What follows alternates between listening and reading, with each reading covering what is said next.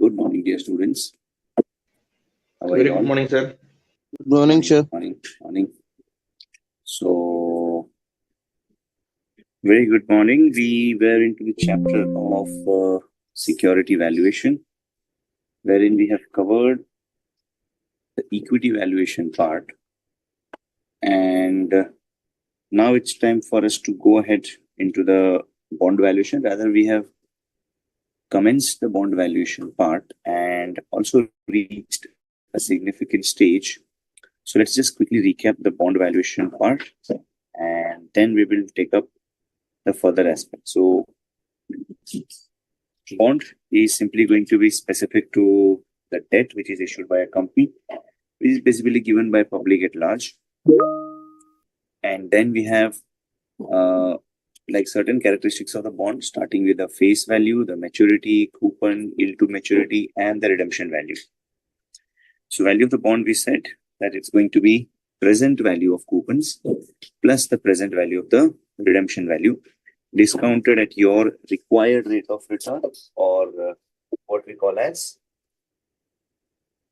YTM, okay, or yield to maturity. Okay. So value of the bond, we said it's going to be present value of all the coupons as well as the present value is the redemption value discounted at YTM. Some of the inferences that we have drawn is that YTM is inversely related to the value of the bond. So which means as the YTM increases, the value falls.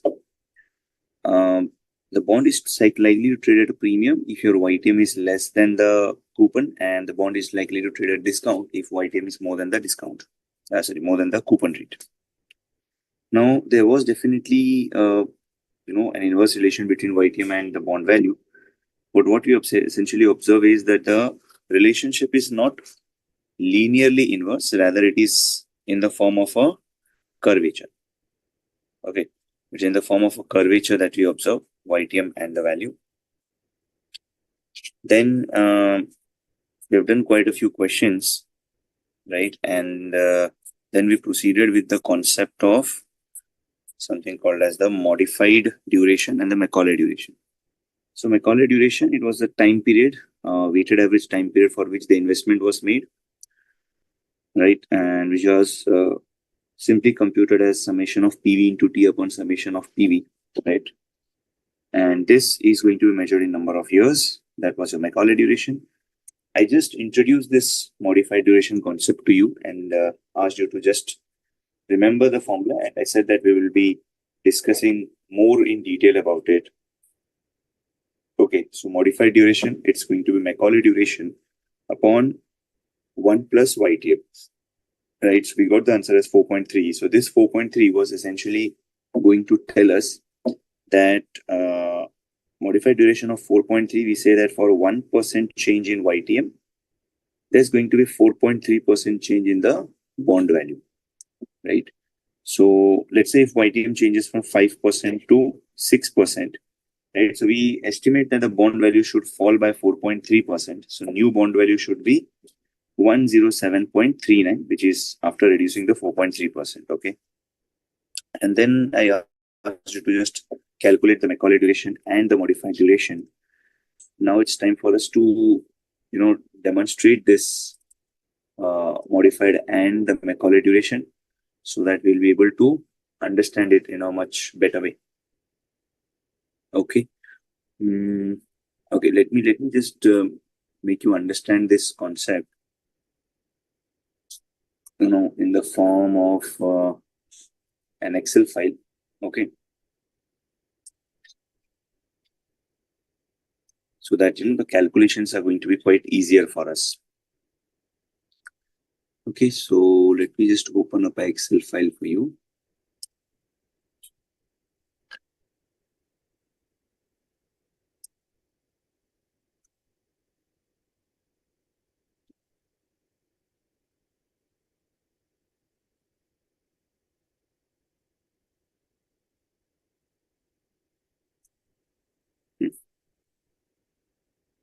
Let me just take this same example for our discussion.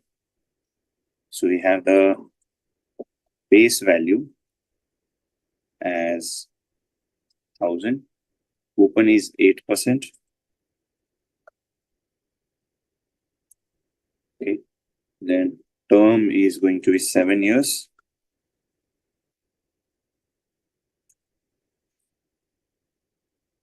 Redemption 1050, and YTM is 7%. Yield to maturity is 7%. Okay. So let's calculate the Macaulay duration over here. Then we have the cash flows. We take the PVF and then the PV. And then what we do is simply PV multiplied by the time period. So time period was time T. Year 1, 2, 3, 4, 5, 6, and 7. So we had in total 7 years. Okay.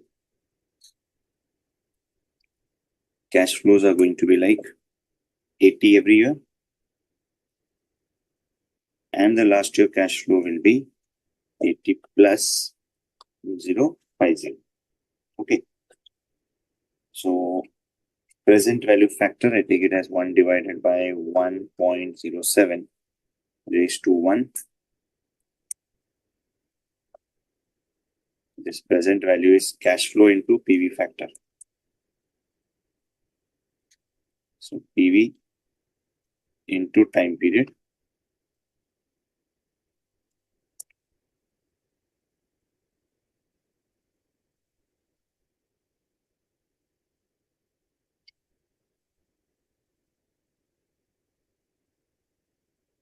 Okay, so total is 6185 and the total of PVs is this.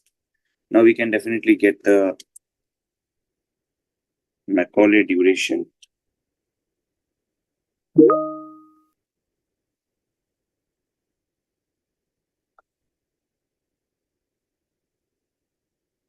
As this number, which is 5.7. I think we've got that 5.7. Absolutely correct. Okay, so 5.7 years, and we have the modified duration.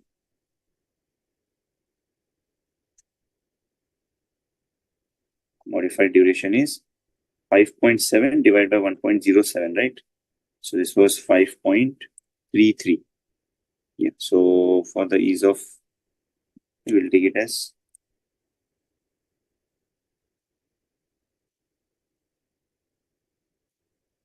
so 5.3279. Macaulay duration is 5.7. Modified duration is 5.3279 or 5.33 times. Okay, so Macaulay duration is 5.7 years and modified duration is 5.3279 times.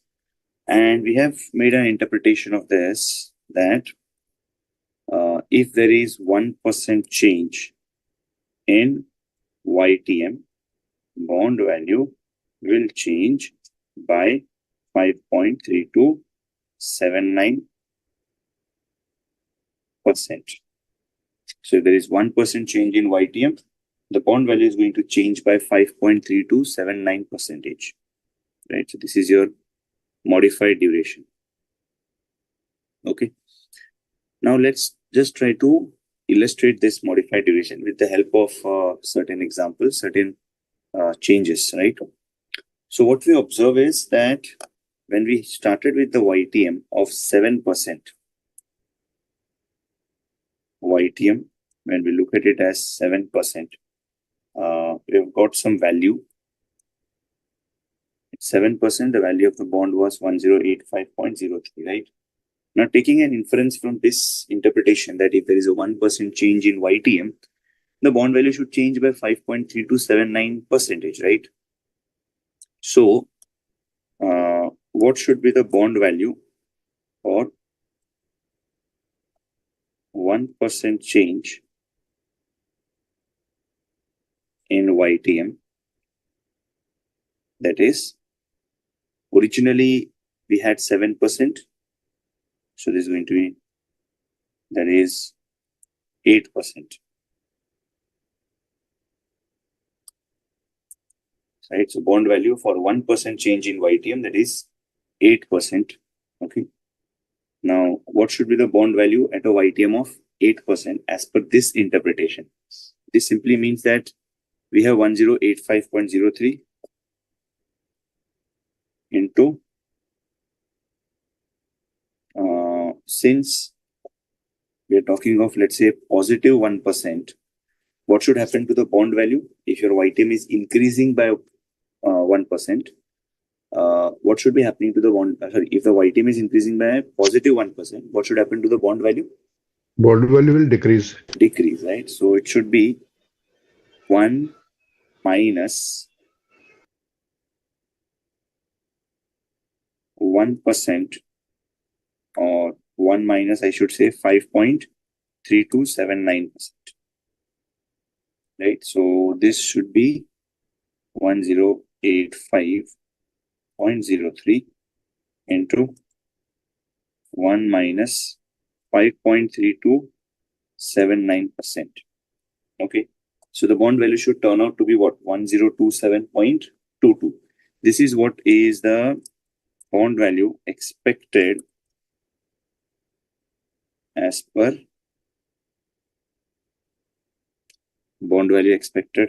YTM, as per, we can say, modified duration interpretation.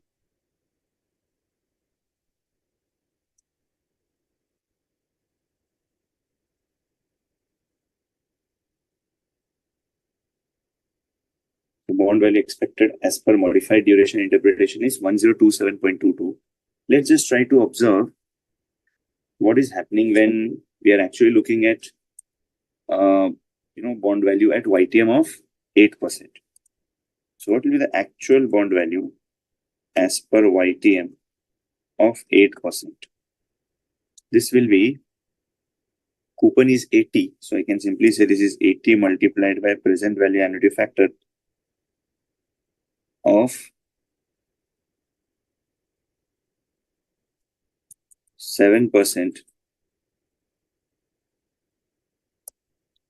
present value annuity factor of 7% for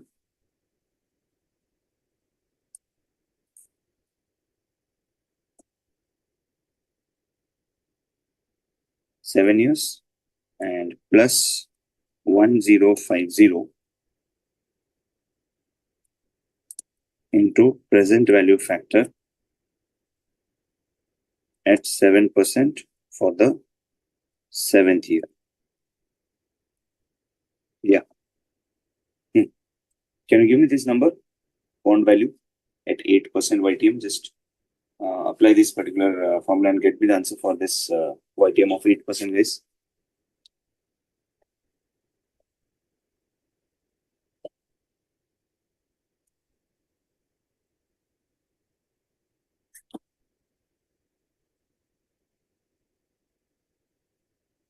What is the bond value as per 7% YTM, guys?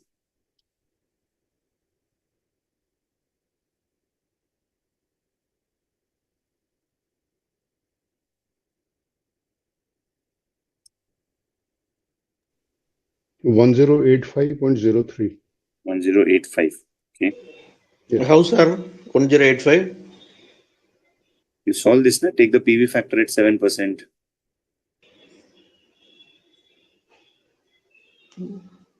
Then if you want me to solve, I need to use the computer. That much quick is not possible for me on the hand. You get the present value annuity factor. Give me the present value annuity factor. 7% for 7 years. 1 divided by 1.07.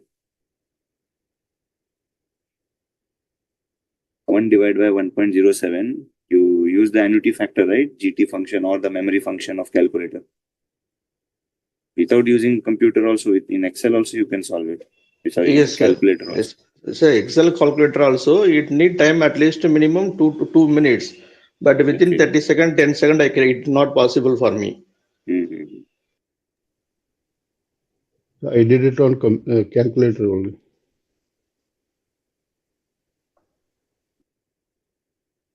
Sir, please help, sir, how to do that within the 10 second or 30 second, please.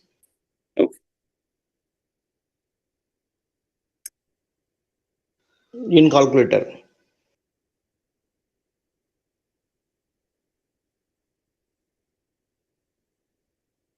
So this is 1 divided by, we need the PV factor, 1 divided by 1.07. So for 7 years, we have, first let me check, memory recall, memory clear. There's no memory. Okay, 1 divided by 1.07. So 1 divided by 1.07. Why is it happening this way?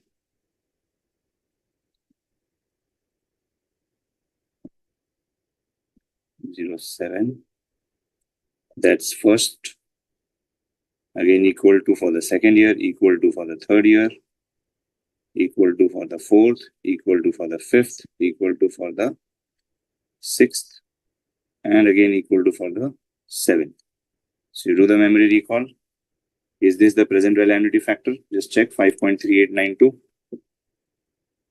Yes, sir. So 5.3892 plus 1050 into PV factor at 7%, it was 0.6227. Right, so that's 80 into 5.3892 plus 1050 into 0.6227. Right, so if you just take a total of it, that's 1084. Is it correct? Was this the answer?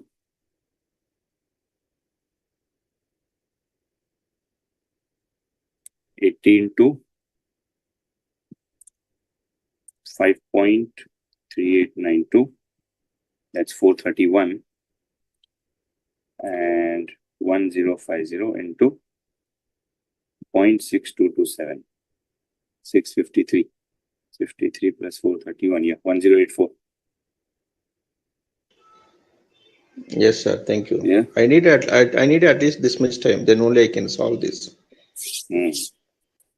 That's hardly half a minute if you just do it. Sir, Yeah, YTM at 8%, present value factor at 7%. Yeah. 8%, no? Yeah, it should be 8%, correct. So just illustrating how to get it. Okay, so when you do it 8%, let me just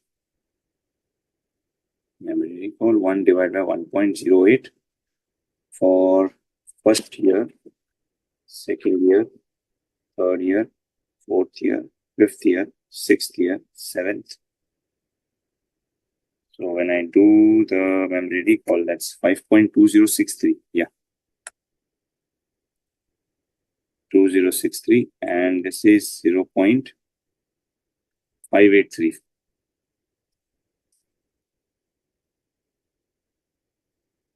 Okay, so 0.5834. This 5.2063 into 80. That's 416. So 1029.16. 0.51 plus 1050 into 0.5834. 612.57. 1029.08. Yeah.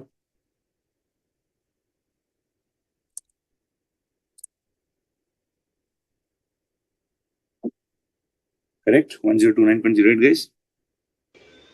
Yes, sir. This way work out fine, sir. Thank you. So, Aminathan, you are not aware of how to get the present value annuity factor using memory Yes, function? sir. Yes, sir. I know, You but knew it, na? Because I just yeah, consider yeah. I'm just taking. Okay, fine. Sir, actually, You can I'm use memory function, or if in your calculator there is button of GT, grand total. You have it. It will make even calculation faster. Yes, sir. Just check. Do I'm you have using. GT? Do you have GT Yes, sir. number? I'm using it. Yes, sir. Yeah, to use that GT, no? Because in my computer over here, I don't have that thing. So you can simply take 1 divided by 1.08. Just keep on pressing equal to, like 1, 2, 3, 4, 5, 6, 7, and then press the GT function. So you get automatically the annuity factor. Okay. Yes, sir. Okay. So henceforth, just use that GT function quickly. Okay, guys, come on. So modified duration. As per the modified duration, what was the bond value that we were expecting? 1027.22. Right? But actual bond value, when we observe, it turns out to be 1029.08. Right? So we estimated something and the actual bond value turned out to be something else. So we estimated 1027.22. Actual turned out to be 1029.08. So do you find that there is some error that is coming in the estimation? Yes, sir. Yes. There is a gap. There is a there. gap, right? So how much is that error? Can I say it is 1.85? The actual value turned out to be 1029.08 instead of 1027. So the error is 1.8593. Over and above the estimated, the actual number 1029. So we get the error term as 1.8593. So error is 1.8593, guys. Yes, sir. How to reduce this error, sir? Now, let me come, before we understand how to reduce this error, we need to know why is this error coming in. Correct? Before you treat the disease, you need to know what is the cause of the disease. Right? So if you are having this error, we need to clearly know what is causing this particular error. Can anyone guess what is the reason for this particular error? Sorry, it's because of the curvature. We have taken for 12 digits. Curvature. Okay. Someone else is saying another thing. Sir, it's decimal total we are taking for 12 digits. That's No, not. There's no rounding of thing error that is coming in over here. There's no rounding of error. So already we have studied in the previous class in the curvature nature. It's showing whenever there is a high OITM and low OITM means the curvature will be small. When it is coming up, it will be very thin. So because of this curvature nature of the bond value and YTM relation, we find that there is a possibility of error. Now, why is this typical error coming in, right? Let me just explain you with, certain numbers. Now, this is not something which you have to do it in your pen paper mode. This can't be done. So I'm just doing it for the sake of giving you a idea or giving you a graph of idea as to why is this particular thing happening. Okay. So let me take the YTM and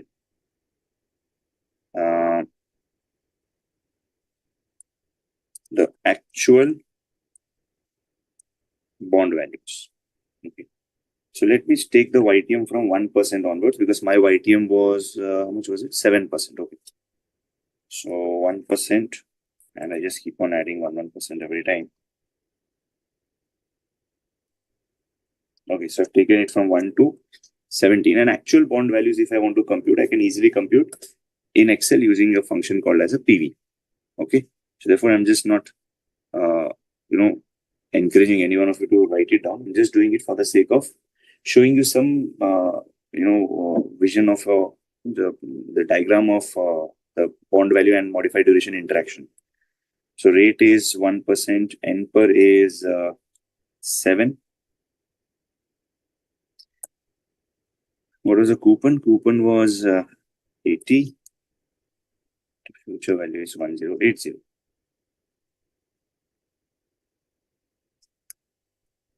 So these are the bond values that we get for the respective YTM. Okay. So the respective YTM, these are the bond values that we get. So YTM of 1%.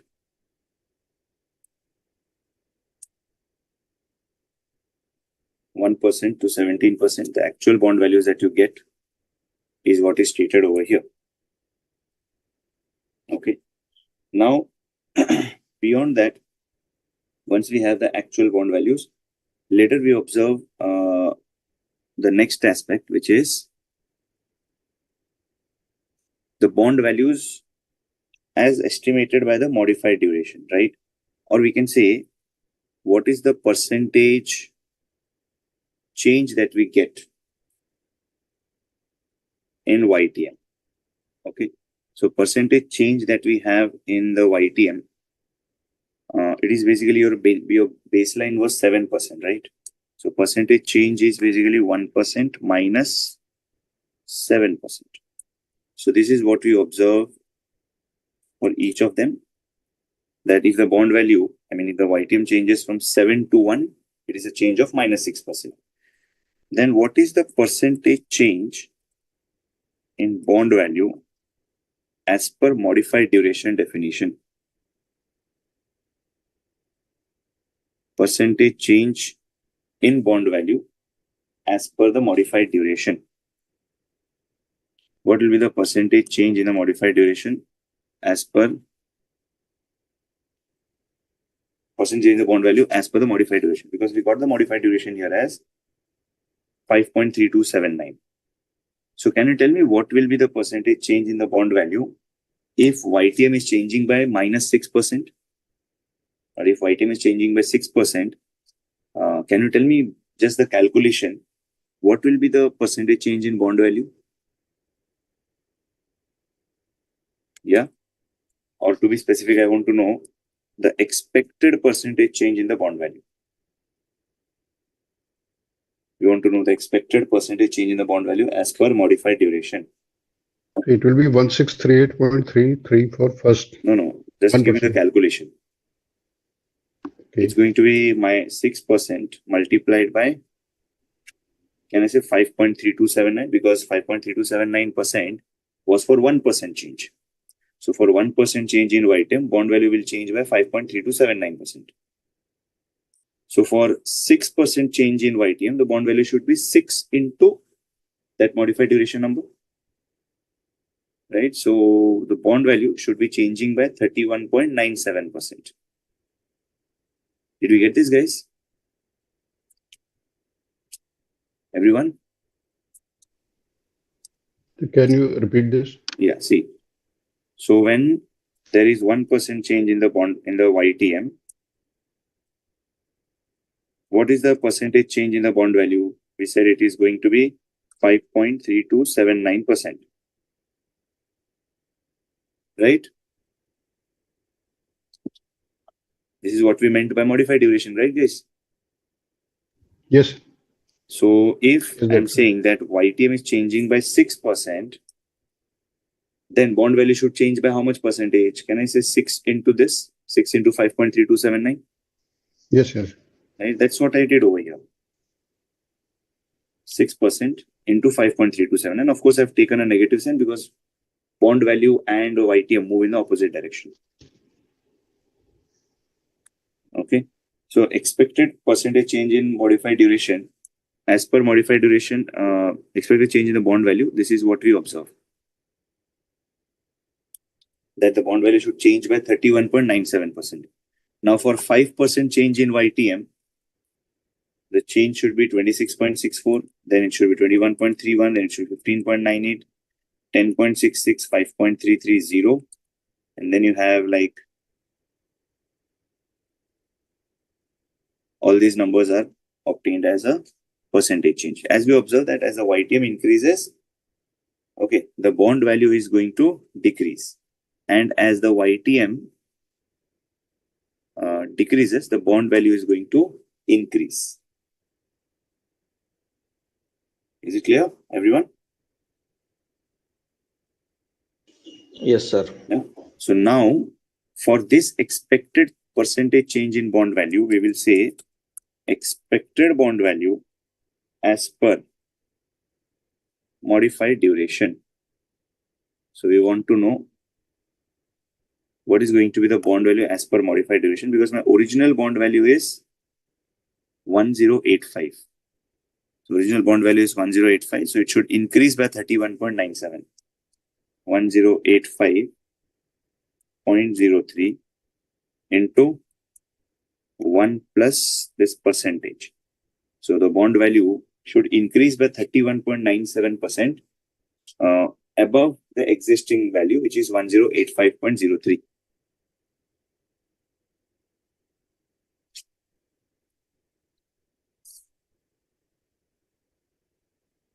Okay. So 1085.03 into 1 plus the expected percentage change in the bond value as per modified duration. The expected bond value as per modified duration, it is 1431.88. Now, let us drag it down. And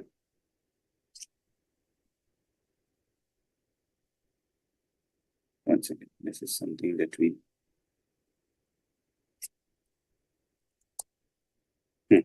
So I got the expected bond values as per the definition of the modified duration. So as per definition of modified duration, we got the bond values. This is the expected bond value. And on the other side, we have actual bond value.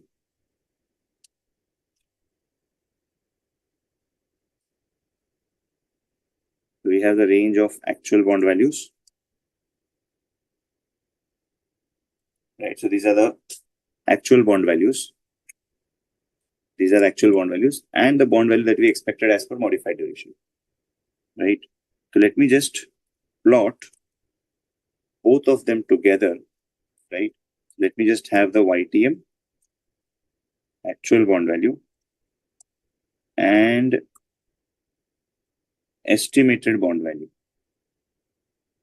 Okay, so this is YTM, this one is actual bond value, and this is the estimated bond value. Okay, let me just plot it in the diagram for a better visualization as to why this error is coming in.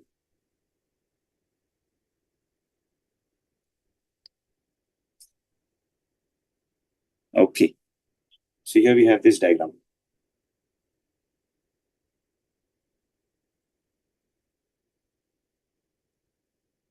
Okay, look at this diagram. Can you see any pattern in the movement of the values, which is the estimated value and the actual bond value?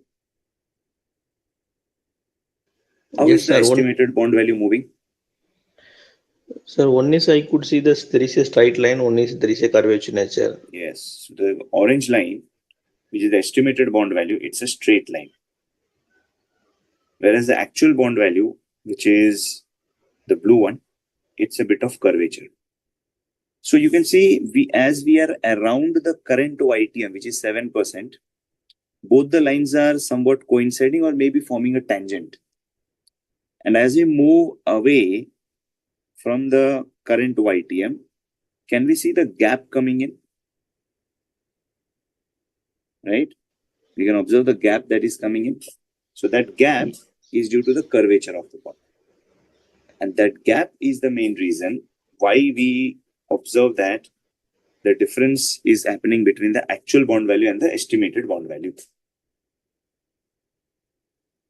Okay, because the estimated bond value is calculated by assuming that there is a linear inverse relation between YTM and the bond value. And it just takes a straight line which is tangent to that particular point. Okay, so one thing we can obviously make out is from this diagram, if we take a larger change in YTM, like instead of 1%, 2% or 5%, then the difference between the actual bond value and estimated bond value is going to be substantially higher. Right? The difference between actual bond value and estimated bond value is going to be substantially higher.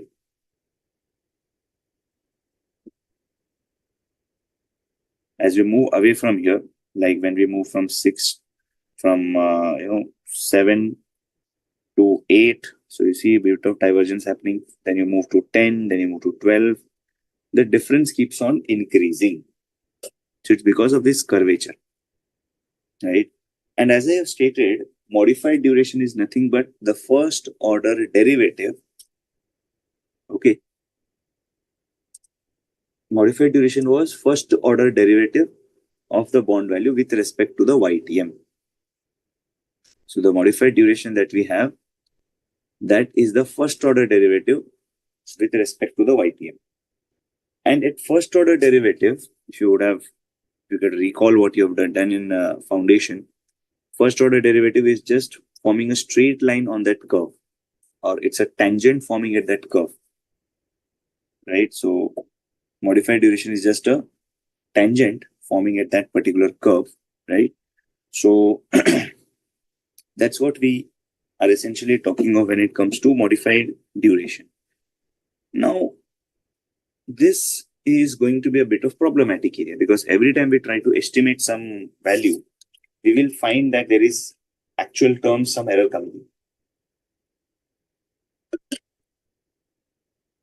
Okay, there might be some, in actual terms, there may be some error which is creeping into the calculation. So how do we go about removing that error term, or maybe reducing that error? Because it's not possible to remove that error. You are likely to reduce that error. Okay. How do we go about reducing that error? I'm not sure if any one of you knows something called as a Taylor series. I'm not sure that you know whether you are trained to that extent in quantitative techniques. Anyone aware of a Taylor series? Taylor series? No? No, sir. No. So it's a concept which is drawn from physics and used extensively in defense and aeronautics, as well as into the space technology. So wherein we are looking for what would happen to the output when the input is changing by some units. So here the input is YTM and the output is the bond value. So we observe that the bond value is curvature, and the first order derivative assumes it to be straight line. So therefore you find the gap coming in. So how do we try to reduce this gap? Right. So to reduce this gap, we need to understand, we need to calculate one more concept in this, which is called as a bond convexity.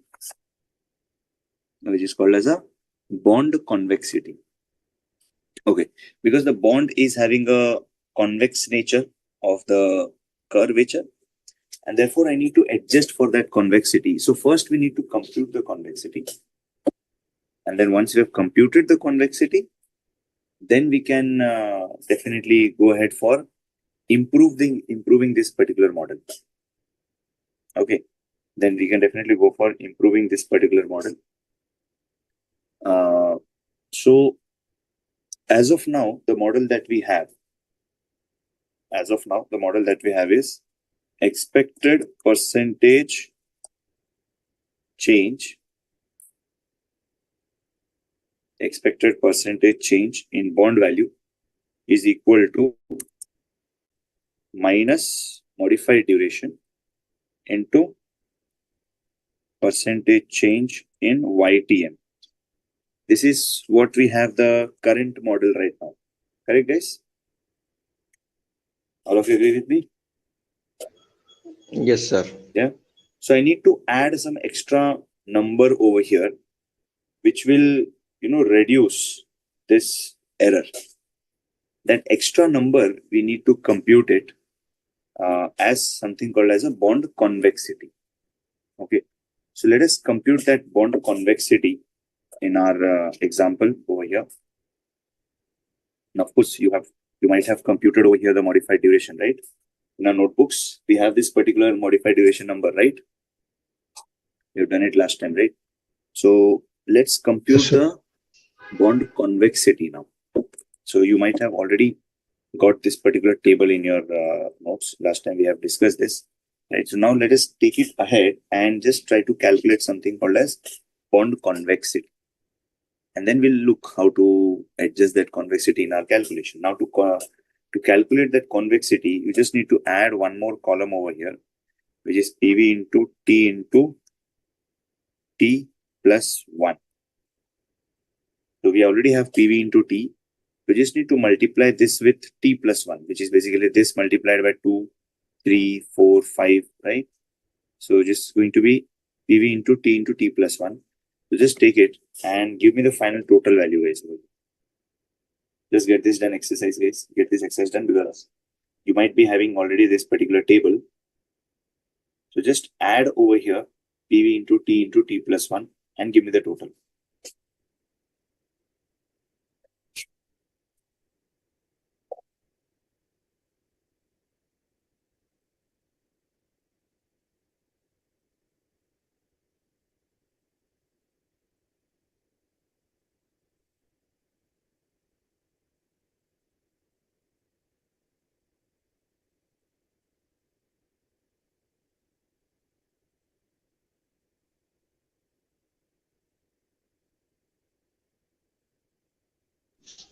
The first one is 149.6. First one is 149.6. no, just give me the total.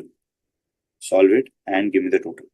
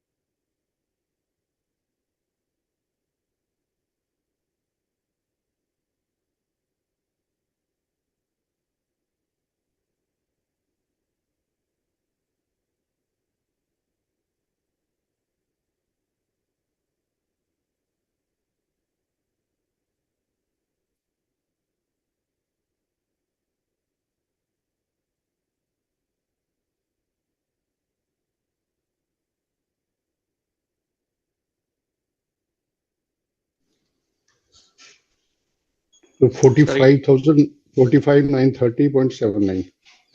Okay. Yes, sir, exactly.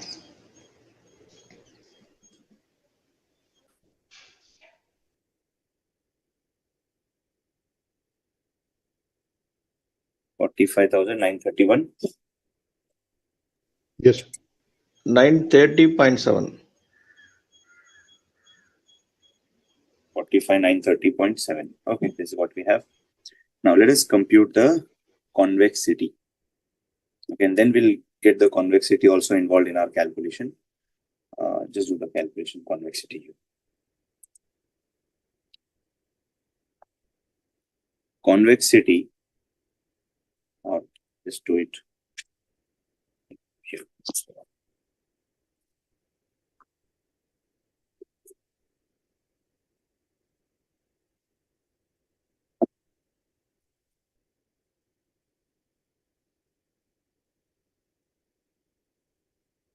Convexity of the bond is going to be calculated as summation of PV into T plus 1, okay, divided by bond value into 1 plus YTM square.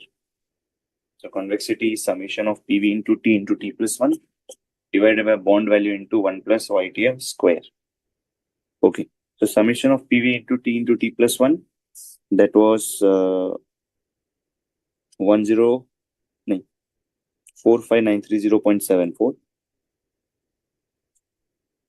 0.74 divided by, what's the bond value? Well, the bond value was 1085. 1085. 85.27. In my case, it was 03. Okay.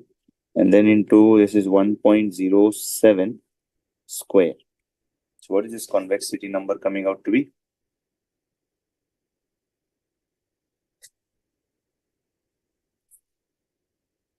Give me this number, 45930.74 divided by 1085.03 into 1.07 square.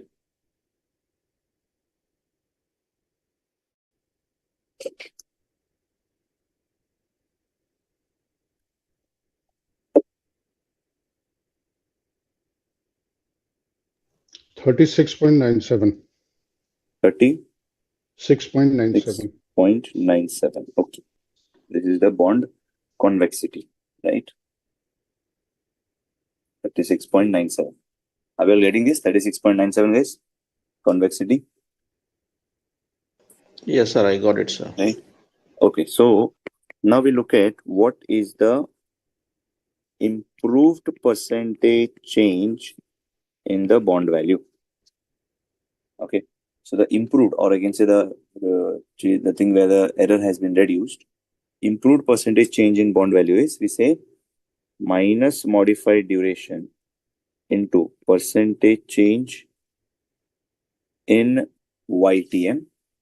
Okay, minus modified duration into percentage change in YTM plus there will be a convexity adjustment. Okay, minus modified duration into percentage change in YTM plus there is a convexity adjustment.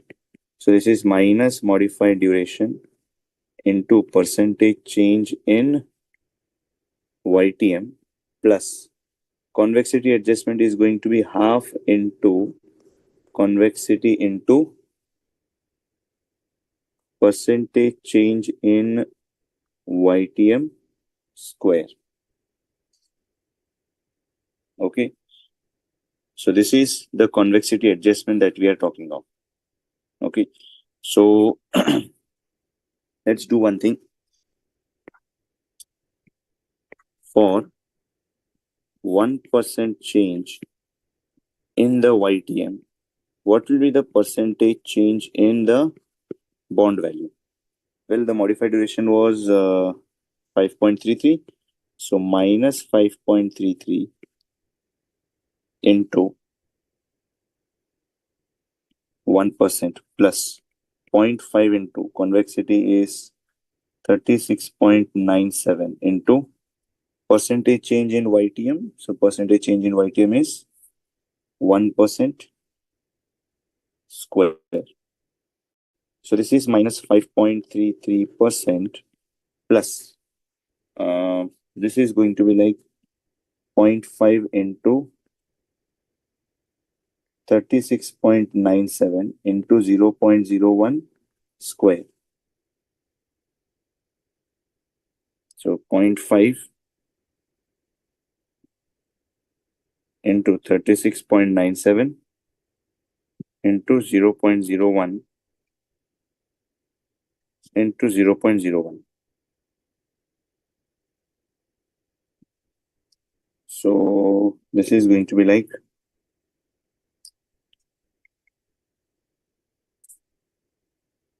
minus 5.33% plus 0.001849. So this is essentially minus 5.33% plus, if I term it in percentage terms, it will be 0.1849%. Okay, so it's going to be like 5.33 minus 0.1849 minus 5.1451%. Okay, so minus 5.1451%. This is the improved percentage change in YTM that we are talking of, which will actually try to reduce the bond value error to a great extent. So let me just illustrate it in the Excel part.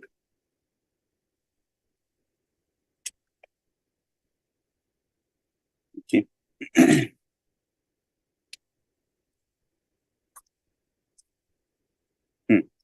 So we say percentage change in bond value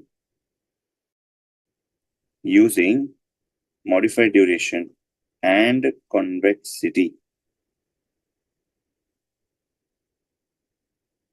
Percentage change in bond value using modified duration and convexity.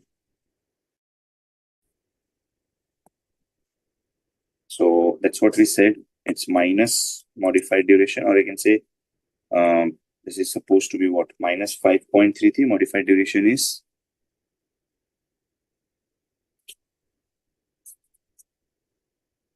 minus 5.3279 rather.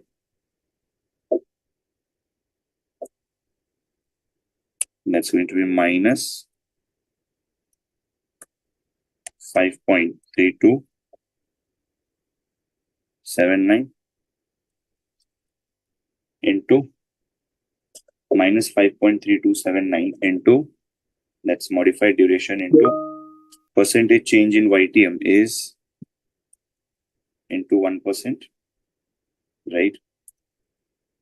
Plus half into convexity. Okay, by the way, convexity, I didn't compute it over here, right? So convexity is this PV into T plus 1 divided by the bond value into 1.07 raised to 2. It's 36.97. This is what we have got also here, right? 36.97, yes.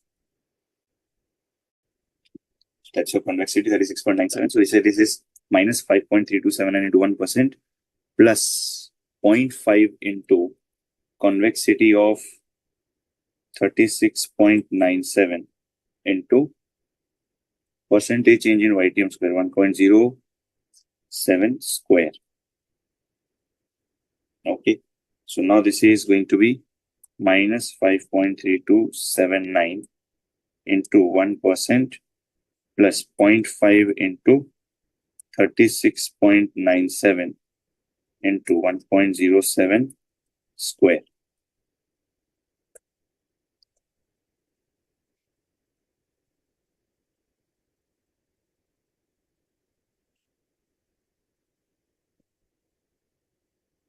Sorry, into percentage change in YTM, right? I made it as 0. This should be 1%. Yeah. So it's coming out to be 3. There is some problem. How come 3 point? At that it would be 1% whole 0.1. square. 0.1. This should be 1. 0.01%. Yeah. So the percentage change in bond value using modified duration convexity should be now 5.14%. So what should be the bond value, or what should be the expected bond value using modified duration and convexity? The expected bond value using modified duration convexity, original bond value was 1085.03.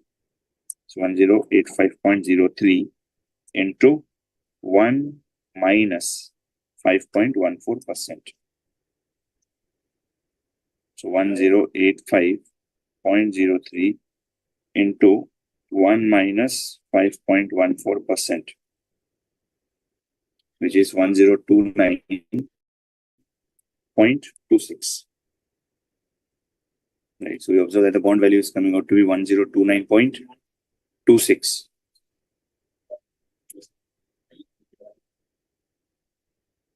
Or to be specific, I'll just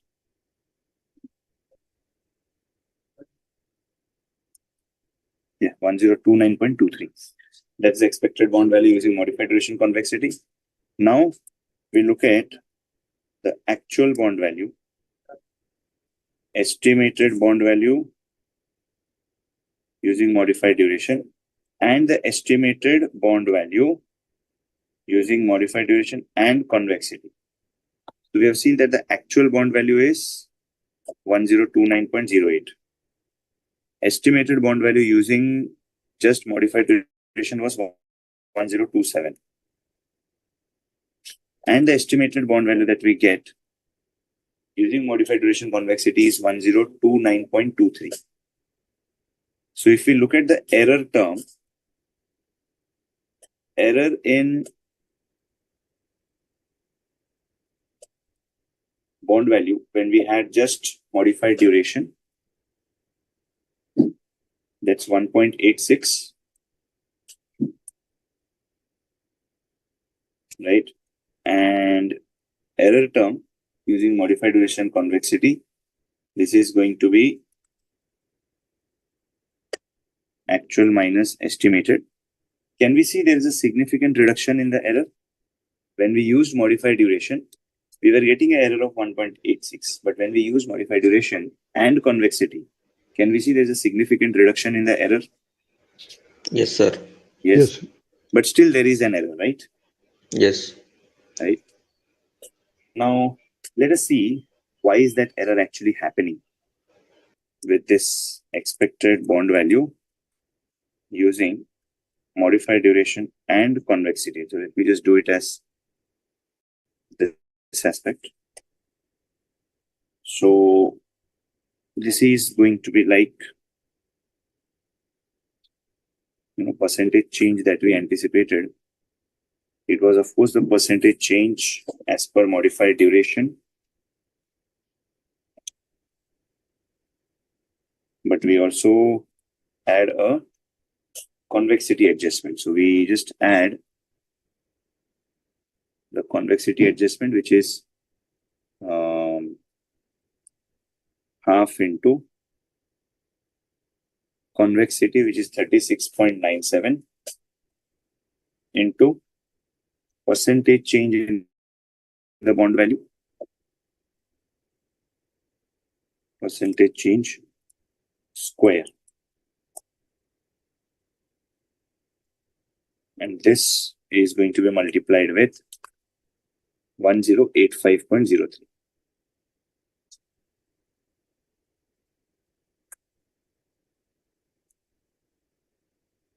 So using modified duration and convexity, I get this particular change in the bond value. Right. So now I can simply drag it by fixing certain numbers.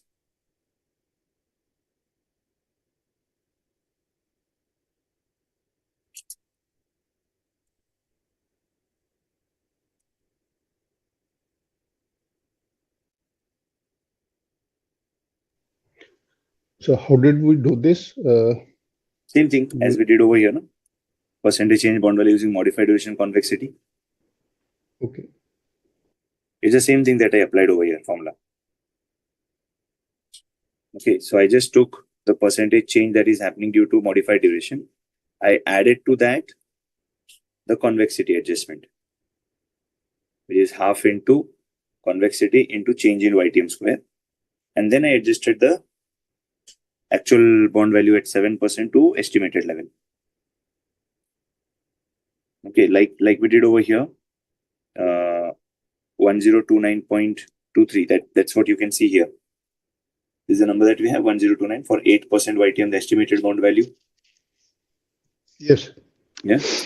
Okay. Yes. So now once we have this coming in, we will say estimated bond value using modified duration and convexity. So these are the values that we estimated. Now let us try to put this in the graph and do the better visualization. Let me insert a chart for you. Okay, here we have this chart, wherein we just have the modified duration also the convexity adjustment and the actual bond value. Can you draw some inference or any analysis from this chart, guys?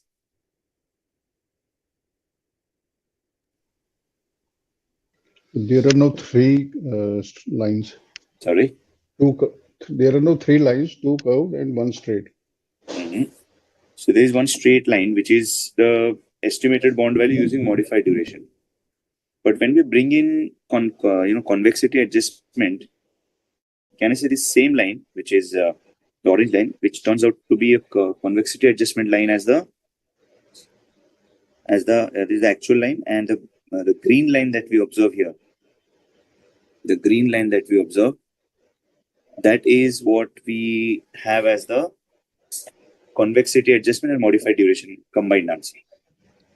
So what we observe is the blue and green line, they're almost coinciding with each other, but at extremely high change in the YTM, like from 7%, if it is from 7% to, maybe let's say 14 or maybe 12, that is where we see the error coming in. Like just compare these two numbers, the actual and the bond value using modified duration.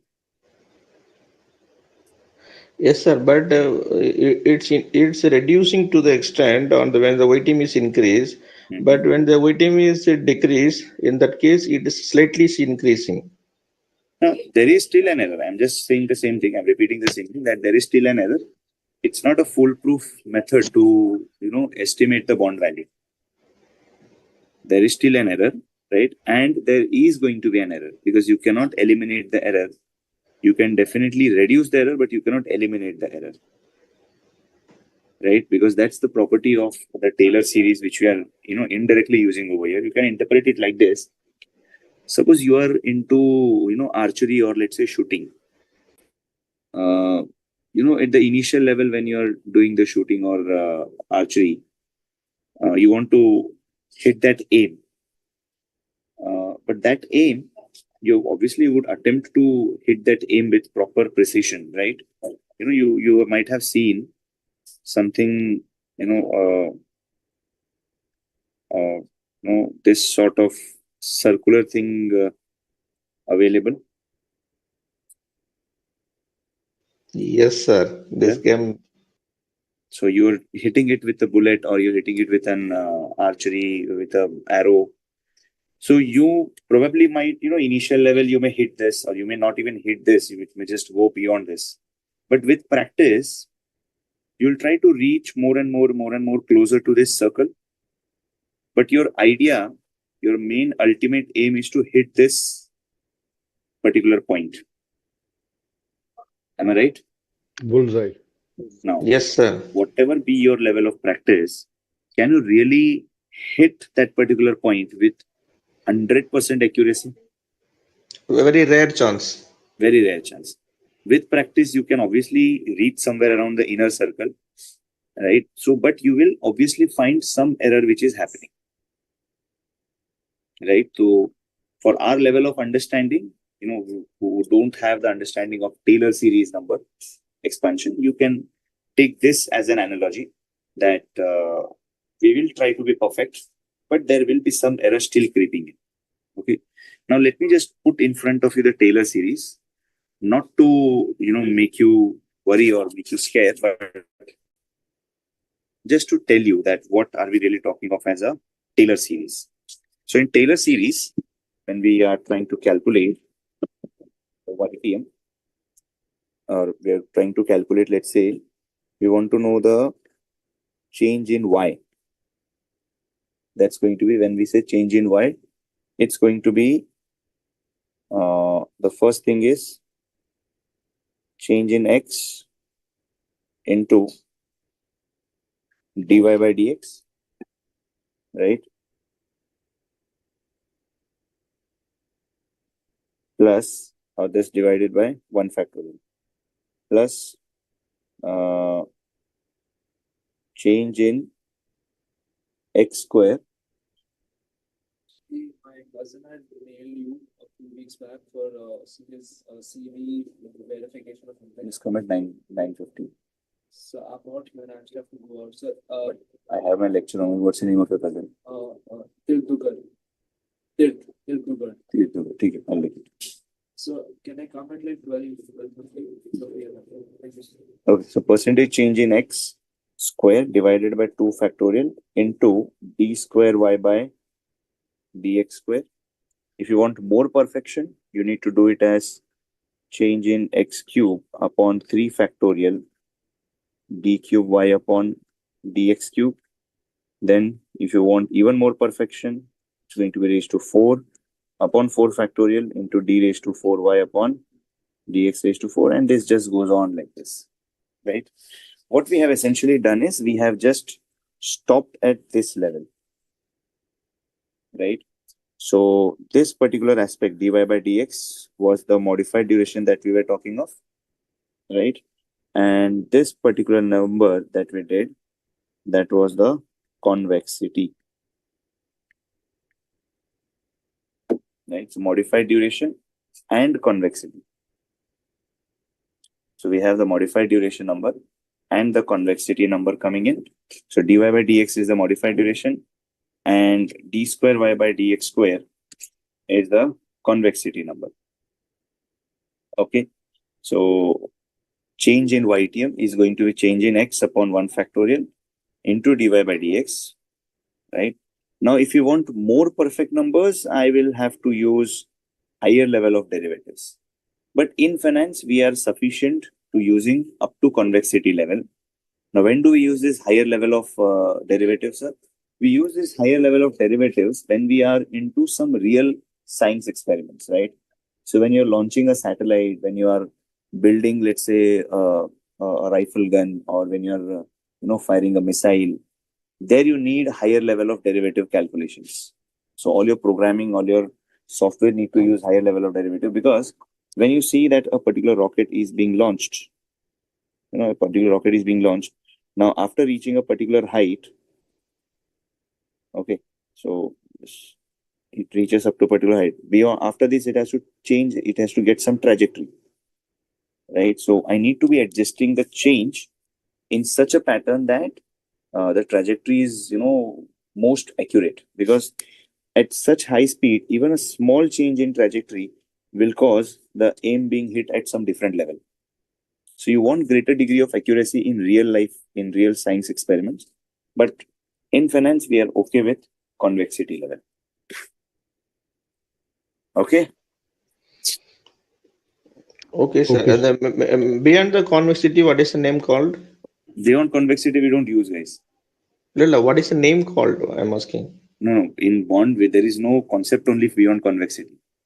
Oh, okay. Okay, in finance, because we don't follow convexity, because the idea is, what is the max percentage change that you may observe on one fine day?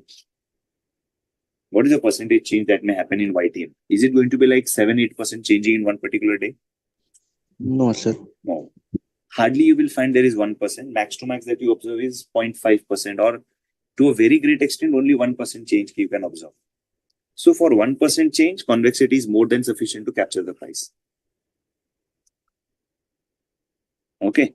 And that's where we say that convexity is sufficient for estimating the bond value for real life numbers. You are obviously, if you're looking for some sort of higher level of scientific experiments, there you need a greater degree of understanding, and that's where we say we need a higher level of calculations by taking third, fourth, and fifth order derivatives. Makes sense, guys? Yes, sir. But Yes, sir. how this formula is logic behind Which formula? this convexity? For that, you'll have to learn derivatives, differentiation.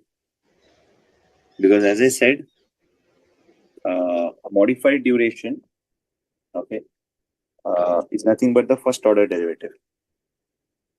So modified duration is derivative of bond value with respect to YTM. So I'll just put up the formula in front of you. You can use your time, leisure time, to derive it later on. So it is the derivative of bond value. Now the bond value, we know it is calculated as what? It is going to be coupons, present value of coupons, Present value of coupon right? So you plus apply redemption the value at the end of the present period. value coupon formula is simply coupon upon YTM into C upon I into 1 minus 1 upon 1 plus Y raised to N, okay, plus the redemption value upon 1 plus YTM raised to N. So you take the derivative of this, you will get the formula for modified duration. Okay. Do we have that much mathematical aptitude as of now to take a differentiation of this? If yes, you can solve it and get the formula for modified duration. If not, just accept it as the words of God. Yeah, we will use one plus OITM. That should be fine. Yeah, so you take a derivative of this then. Right, so that's where you need to accept certain things if you don't know that particular aspect, right? Or if you're not able to understand it, just accept it as the words of God. Okay, anyway, so that's the modified duration. Acha, if you want the convexity also, well, the convexity will be, derivative of the modified duration. So it's going to be like derivative of this entire aspect again. Okay, so not to go into the mathematical part, just to understand simply that convexity is the adjustment for that curvature and the modified duration is representing the straight line. Okay. Are we good till now, everyone? Yes, sir. Yes, sir. Yes, sir. Thank you, sir. Okay. Let's do some questions now, guys.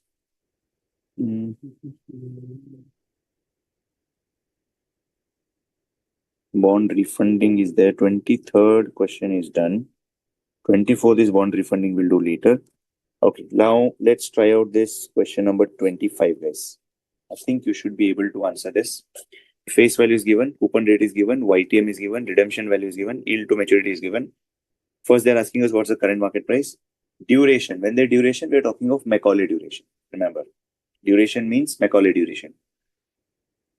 And volatility. When you say volatility, it is the modified duration.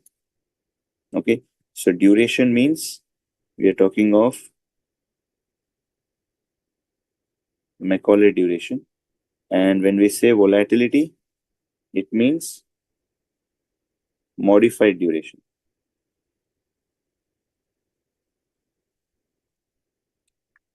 Okay. Calculate the expected market price if increase in the required yield is by 75 basis points.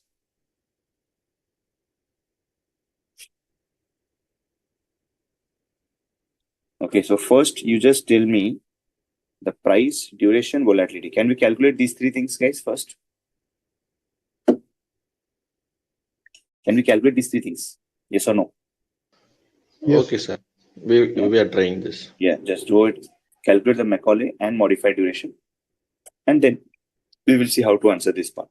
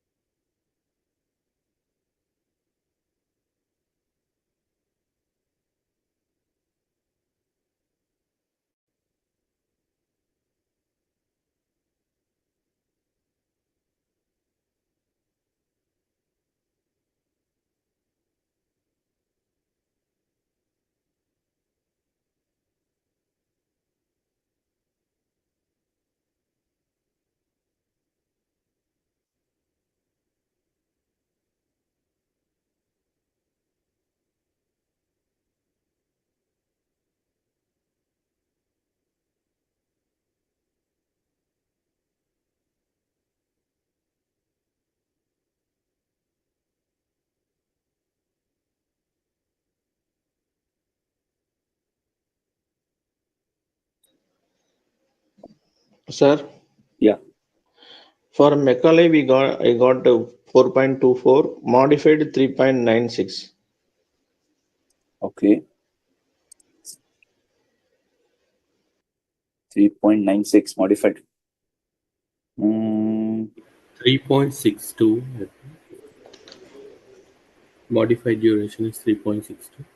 3.62. Okay.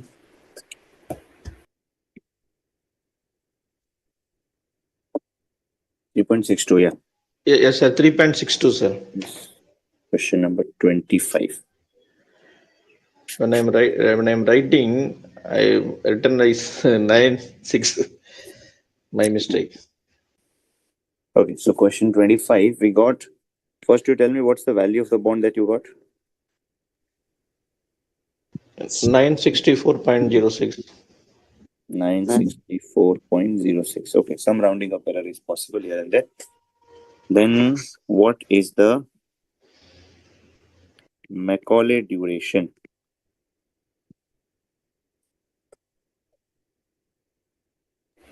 $4.24 years. 4.24 years. Okay. Then modified duration. 4.76.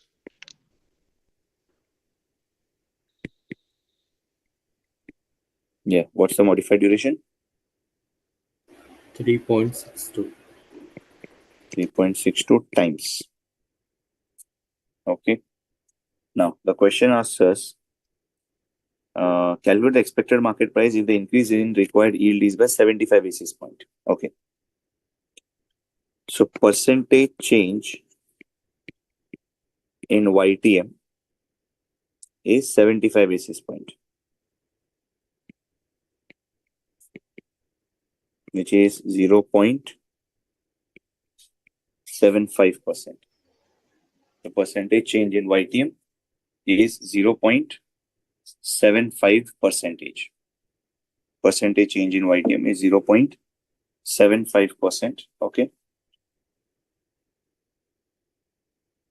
So percentage change in YTM is 0.75%. Okay. Now, what is the percentage change in bond value which we can think of? It's going to be minus modified duration into percentage change in YTM.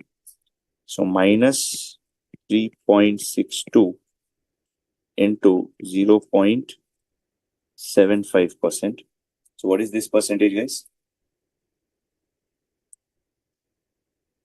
3.62 into 0.75%?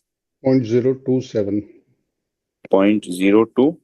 715. 0.02715. So that's like 2.715% or 2.72%, right? Right. Okay. So what is the expected bond value as per modified duration? Expected bond value as per modified duration. Expected bond value as per modified duration is going to be, because there is a increase in the YTM, of course the bond value is going to decrease. So this is going to be original bond value, which is 964.06. 964.06 into 1 minus 2.715%, or it is 964.06 into 1 minus 0.02715. Okay, so what is this value?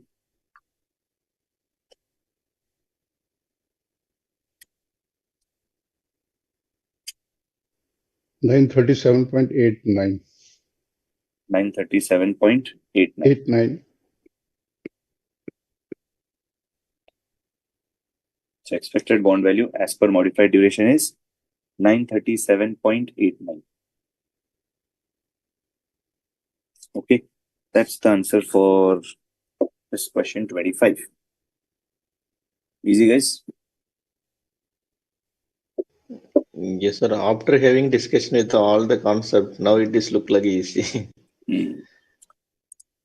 Okay, let's take up next concept, or rather not next concept, but next concept. Let's take up the next concept, which is something called as a bond immunization concept. But I was just thinking, wait, bond immunization. Yeah, let's take up this concept because, maybe it'll help us to understand the things more easier, or you'll understand how the Macaulay duration is going to be used. Right, let's look at this. We'll understand this bond immunization with the help of this question 26. Okay.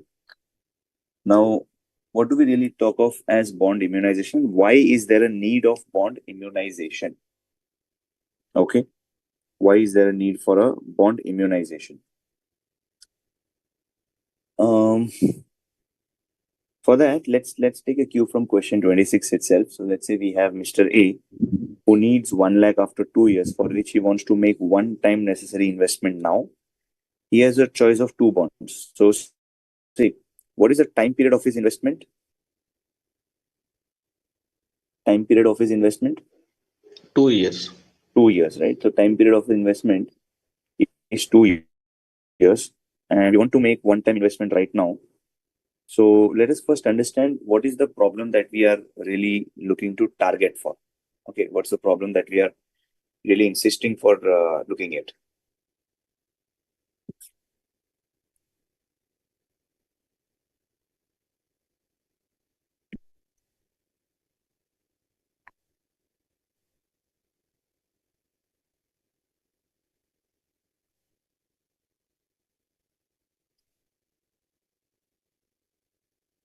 Let's say your tenure of investment, just like in the previous question, it is 2 years. Tenure of investment is suppose 2 years, okay? And we have identified a bond which is having a tenure of 2 years, okay? So we've identified a bond with a tenure of 2 years. So in this bond, we have a face value of rupees 100, coupon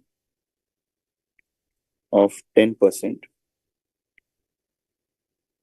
YTM of 12%, tenure is same as, let's say, 2 years. So what should be the price of this bond? What should be the price of this bond today?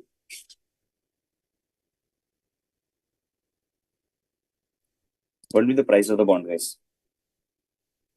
The formula that we have is coupon is 10. So 10 into present value annuity factor at 12% for 2 years plus 100 into present value factor at 12% for 2 years.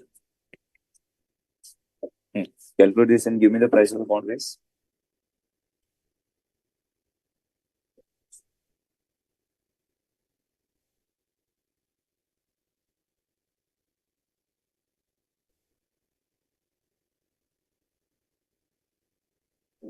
$87.69. No.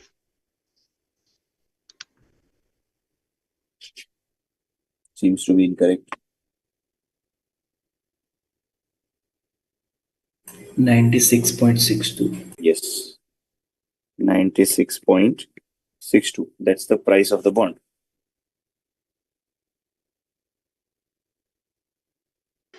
Yes, sir. 96.62. 96.62. Right? This is the price of the bond. Now, just think like you invest 96.62 today in this bond. Can you tell me, are you sure what's the maturity value that you're going to get after 2 years? Are you sure what is the maturity value that you're going to get after 2 years?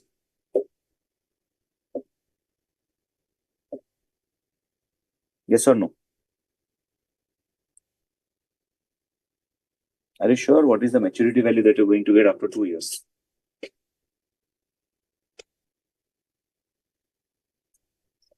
Yes or no? Just two answers I'm expecting.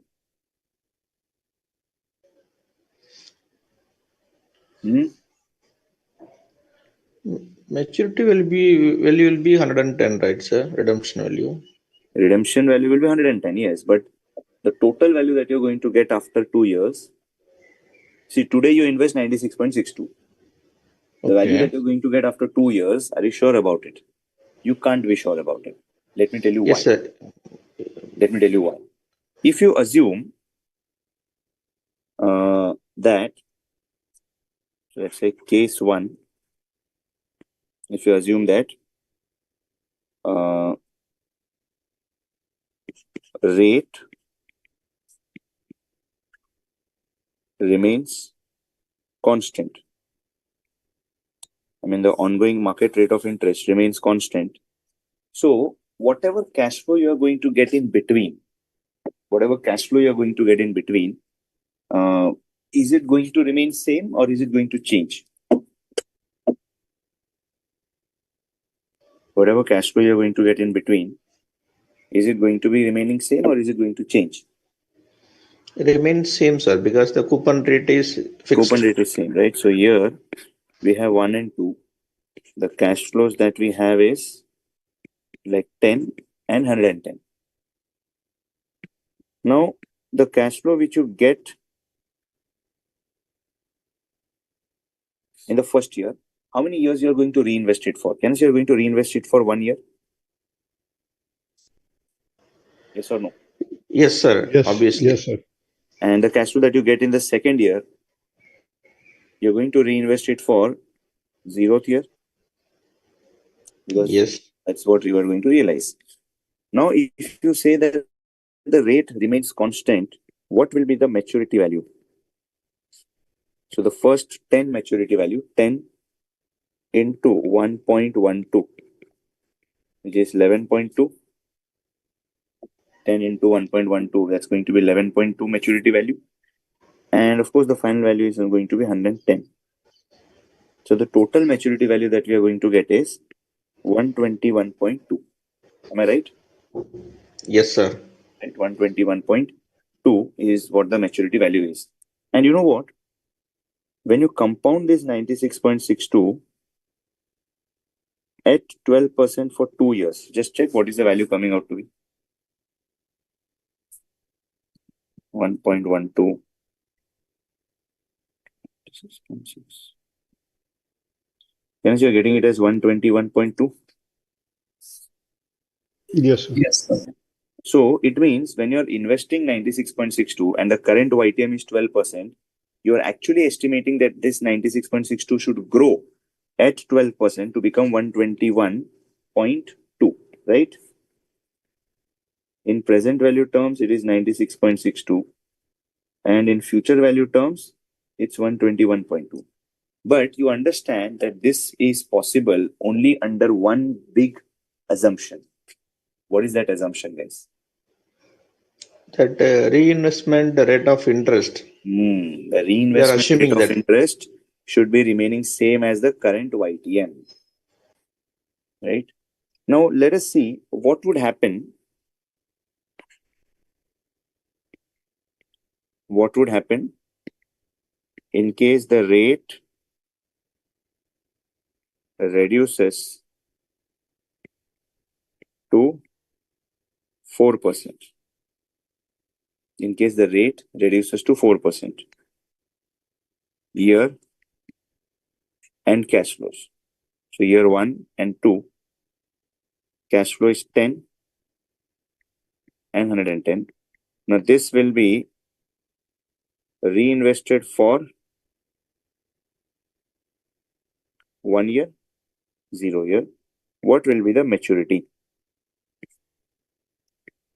10 into 1.04 raised to 1, which is 10.4, and this is of course 110. So total comes out to be what? 120.4. So can you observe that as the rate changes, the maturity value is also changing? Am I right? Yes, sir. Yes. Yes, sir. So the problem with, like, if you want the money, or if you want the maturity to be 2 years, you need funds after 2 years. And for, let's say, 2 years, you just want to keep it invested in a bond. Then the problem is, suppose I buy the bond for, let's say, I buy a bond which is maturing in 2 years. Let's say if you want to invest for 4 years, you will invest in a 4-year bond. So when you invest in a 4-year bond, or when you invest in a 2-year bond, when you want the maturity to be 2 years, problem is that you're not very sure what will be the reinvestment rate that will be offered to you. So we don't know what's the reinvestment rate that will be offered to us. And based on that reinvestment rate, your maturity value is also going to differ. Based on your reinvestment rate, the maturity value is also going to differ, guys. Am I correct? Yes. Right. So maturity is Yes, also sir. going to differ. And that is what we mean by the problem. Like if I had targeted that my value should be, the maturity value should be 121.2, which will definitely materialize if the YTM is not changing. But what if the YTM changes, sir? Then are you going to hit the target, or are you going to miss the target? Are we going to hit the target, or are we going to miss the target? We are going to miss the target, guys, if the YTM reduces. So, sir, if my tenure of investment is 2 years, should I buy a 2-year bond? Or rather, put it other way around. If my tenure of investment is 2 years, if I buy a 2-year bond, am I going to be very sure about what's going to be the maturity value? Yeah? Yes. No. You're not sure about the maturity value, because maturity value may be 121 or it may be 120. So if your target, if you want money after 2 years, and if you put money into a 2-year bond, then you are facing that reinvestment risk. Are we getting it, guys? Yes, Yeah. sir. If it is a 1 year, but we are not, there In is 1 no year, investment okay, risk. there is no, in 1-year bond, there is no coupon coming in, there is no reinvestment part.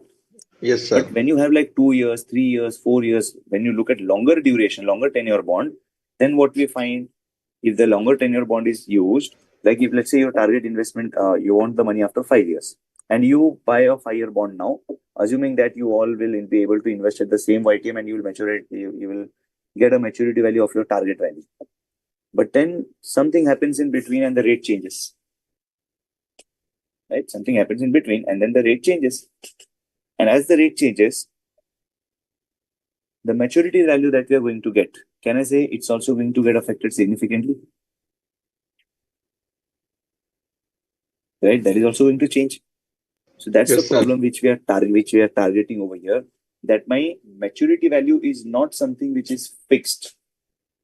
The maturity value is not something which is fixed. It is subject to some sort of change, guys. The maturity values is not, the maturity value is not something which is fixed. It is subject to some sort of change because of the reinvestment rate that will be offered to us. If you do a bank FD, let's say you want money after 3 years, you do a bank FD, you are sure what you are going to get after 3 years. Maturity value is fixed. But if you do the same thing for a bond, then the things are going to be a bit different, right? And if you're going to do the same things for a bond, then the things are going to be different, right? And when we look at that, things are going to be different for the bond, right? When the things are going to be different for a bond, we will definitely look at some strategy by which this thing can be immunized.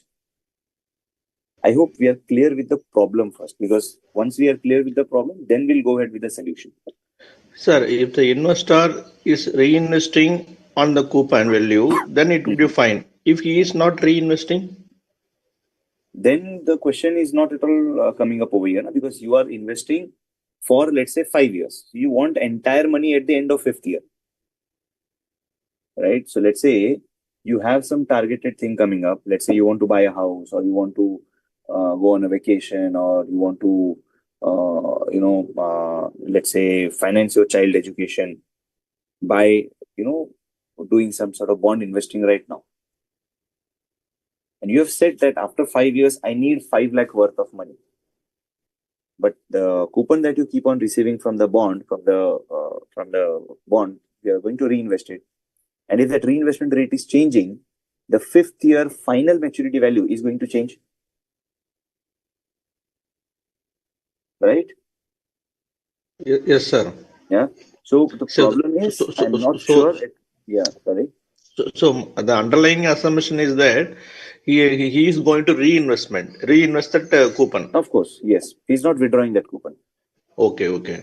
You're not But withdrawing if that. the duration of the bond is initially for 5 years, then in that case he's going to reinvest it after 5 years then. No. If the bond tenure is 5 years, you're going to get coupon every year, right? Right. So like in this case, the bond tenure was 2 years. You got a coupon in first year, you reinvested it at the same YTM. So you said that whatever was the targeted 12% return, this is what I got. Like 96.62 grew at 12% per annum. But that's not true when the reinvestment rate is changing. Yeah. So the total maturity value which you are going to receive, it may differ based on the rate. Right. Got it? Yes, sir. So that's the problem that we are looking at over here. Now, how do we go about solving the problem? Well, the problem can be solved by this concept called as bond immunization. Okay. So bond immunization is a concept wherein they say, if your targeted period of investment is, let's say, 2 years, they say don't invest in a bond which is maturing in 2 years. So if your targeted tenure of investment is 2 years, don't invest in a bond which is having a tenure of 2 years. Rather, what you should do is invest in a portfolio of bonds. It means you just combine 2 or more bonds, invest in a portfolio of bonds whose portfolio's Macaulay duration will match your time period of investment. So I'll just write it down and then we will implement this entire strategy, guys. So bond immunization strategy,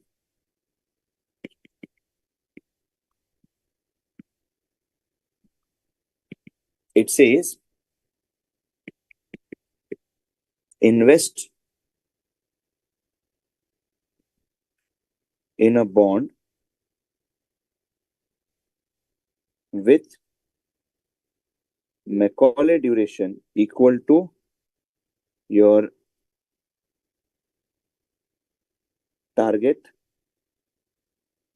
tenure. So for example, if you want to invest for, if your targeted tenure is 2 years, then search for a bond which is having a Macaulay duration of 2 years. Don't invest in a bond with a tenure of 2 years, but rather invest in a bond with a Macaulay duration of 2 years. You understand the difference between both ways?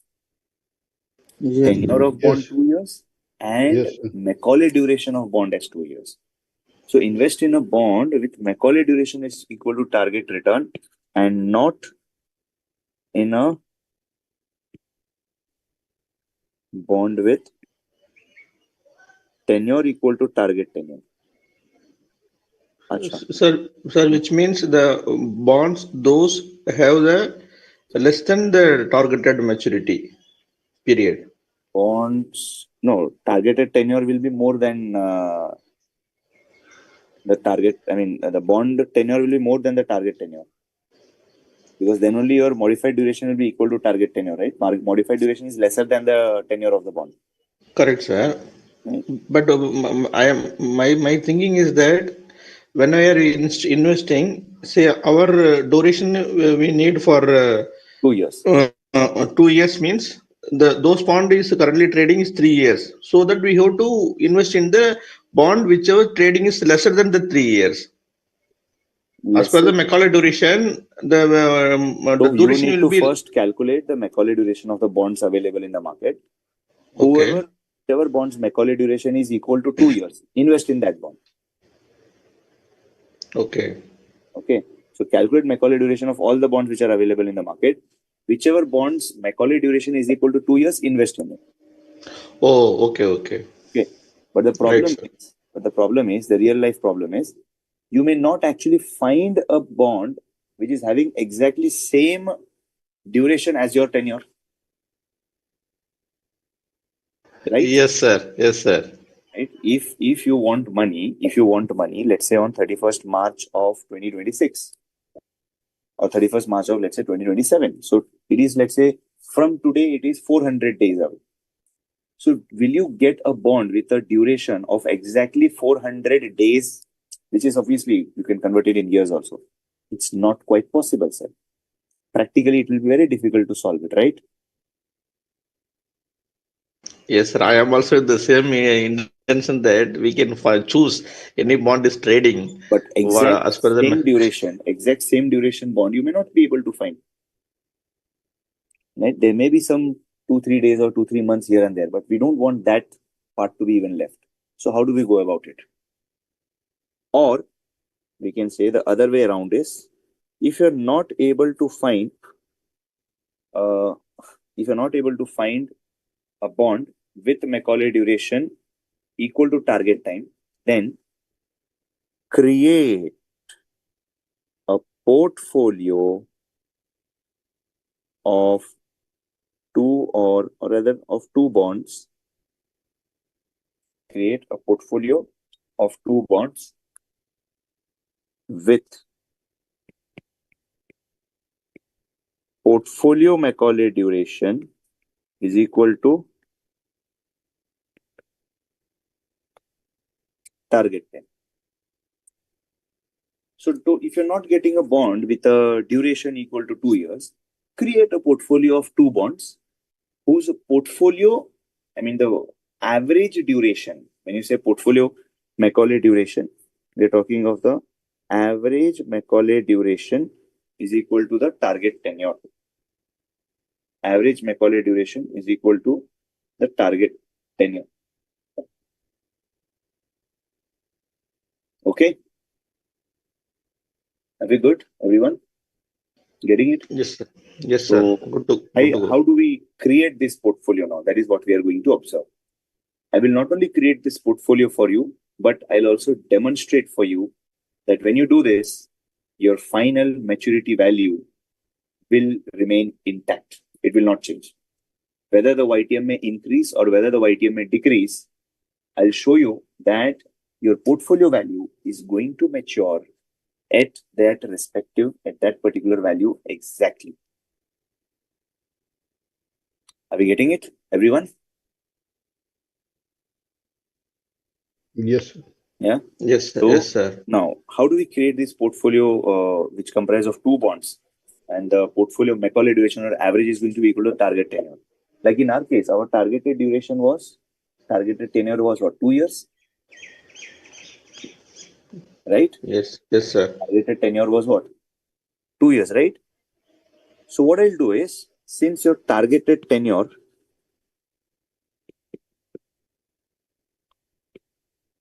was 2 years, you can actually create it with the help of 2 bonds.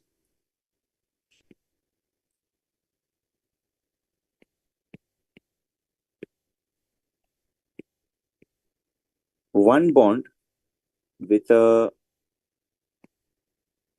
Macaulay duration less than 2, and another bond with a Macaulay duration greater than. So targeted tenure 2 years, bond 1 and bond 2, we can say Macaulay duration. We can create it with the help of 2 bonds. One of the bonds should be having a Macaulay duration of less than 2 years, and another bond should be having a Macaulay duration of more than 2 years. Because then we can create both of them as a combined thing. And when we're going to create a combination of that, there we will be getting the average as 2. Are we getting it?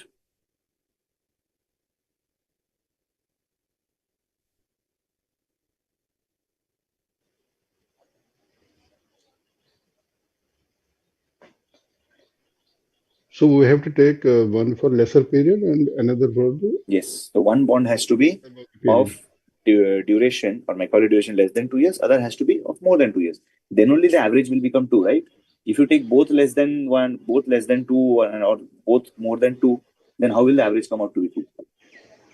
Sir, if one bond is less than 2 years, one bond is 2 years means? One bond is more than 2 years, Macaulay duration. No. One bond is less than 2 years. One bond is exactly 2 years. In that case? Then use that exact 2-year bond. Why do you want to create a portfolio then? Okay. If you have a bond with Macaulay duration, which is equal to your target thing, then invest in that one bond. Who asked you to create a portfolio then? There's no need for creating a portfolio. We come for creating the portfolio because we are not able to find a bond with Macaulay duration of 2 years. Okay, sir. First, we need to find out the Macaulay duration. Then only we can able to see. Okay. So whatever is your target tenure was 2 years. Search for the bond whose Macaulay duration is 2 years. If you're not able to find a bond of bonds having a duration of 2 years. Sir, actually, my actual question is different. I asked in other way around. The maturity period is bond 1 is 1 year, bond 2 is 2 years. Obviously, in the case number 2, the Macaulay duration will be the less than 2 years. In that case, how to arrive that, sir? Only 2 bond is traded on that case.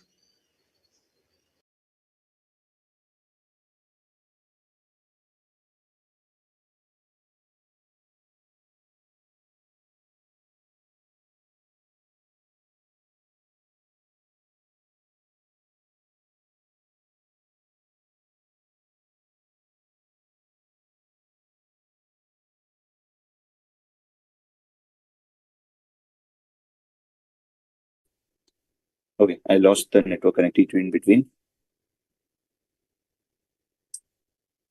You were saying something, Saminathan? Yes, sir. Actually, my question was incorrectly asked that time. The thing is that now I understood that we need to compare that Macaulay duration. So one bond should be more than 2 years, and another bond is less than 2 years. My original intended question is that if the maturity period one bond is 1 year and second bond is 2 years. No, we're not looking at maturity. We're looking at duration. Yeah. So whenever we look at duration, please understand we're talking of the Macaulay duration. Okay. Okay. So our target tenure. I want money after 2 years, right? So invest in the bond which is having a Macaulay duration of 2 years to protect yourself from that reinvestment risk. If there is no such bond which is having a Macaulay duration of 2 years, then create a portfolio of bond comprising of 2 bonds whose weighted average, whose average is going to be equal to 2 years. So obviously, if you want an average of 2 years, one bond has to be having a Macaulay duration of less than 2 years. Another bond needs to be having a Macaulay duration of more than 2 years. Clear? Yes, sir. The first key is that we need to calculate the Macaulay duration. Then only we can go about further, right, sir? First you need to set your targeted time period. If your target time period is 2 years, then go into the market and search for the bond whose Macaulay duration is 2 years. Okay.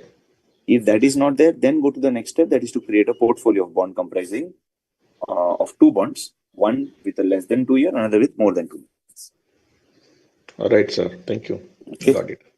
So now let's create a portfolio of bond comprising of these 2 bonds. See, so we need 1 lakh after 2 years. So 1 lakh is the maturity value that we need. He wants to make one-time necessary investment now. He has a choice of 2 types of bond. So 1,007% payable annually, years to maturity is 1. Current price is 972.73. Current yield is 10%. Bond Y, 1,008% payable annually, years to maturity is 4. Current price is 936.52. Current yield is 10%. So can you see years to maturity? One is having 1 year, another is having 4 years. So can we get the value of these 2 bonds? I mean, can we get the modified duration, Macaulay duration of these 2 bonds? Yes, sir. Can you calculate the Macaulay duration of these two bonds? Please go ahead and calculate the Macaulay duration, guys. Give me the Macaulay duration of bond X and bond Y. You do the same method. Year, cash flow, present value factor, present value, then PV into T. That same method what we have done till now. So give me the Macaulay duration for both bond X and Y. Then only I can create a portfolio of both. Calculate the Macaulay duration, guys, of both bonds.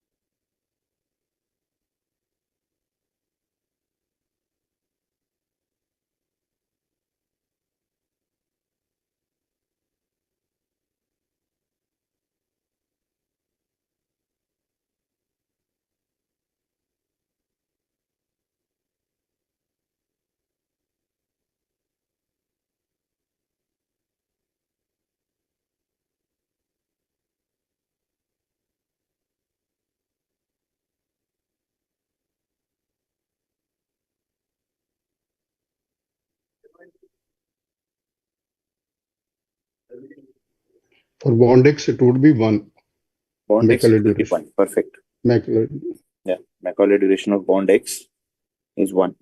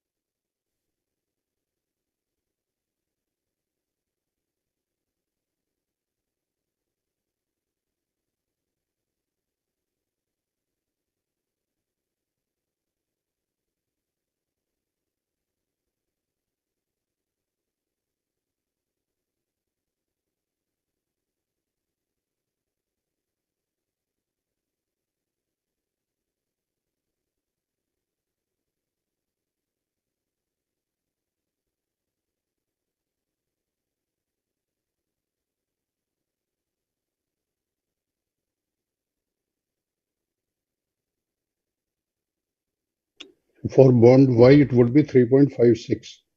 Okay. Let's confirm. Others, guys. Yes, sir. Working on it. Few seconds. Yeah.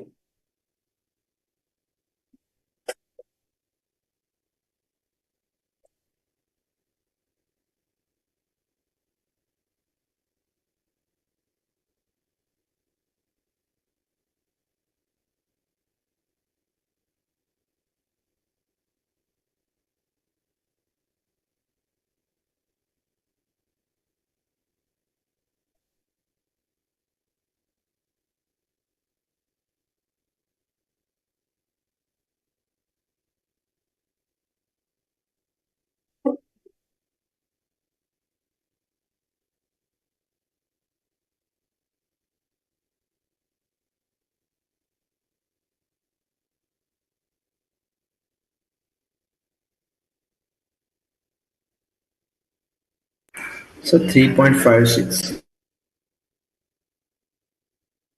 How much is it? 3.56. 3.56. Everyone? Macaulay duration of bond Y. Yes, sir. 3.56. Everyone? Yes, sir. Got it. Okay. Now, what is our target? We have to create a portfolio which will comprise of these two bonds. And can we observe one of the bond is obviously having a duration of less than 2 and this is having a duration of more than 2. Now we can obviously create a portfolio of both these bonds under which weighted average duration should be 2. So we say since weighted average Macaulay duration of portfolio should be equal to target tenure of investment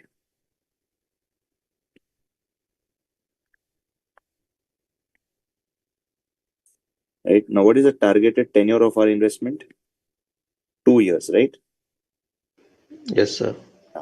Targeted tenure of investment is 2 years. So how do we get the weighted average now? So of course weighted average would be weight of X into Macaulay duration of X plus weight of Y into Macaulay duration of Y. So weight of X and rather we can say this is weight of X into Macaulay duration of X plus 1 minus weight of Y into Macaulay duration of Y is 2.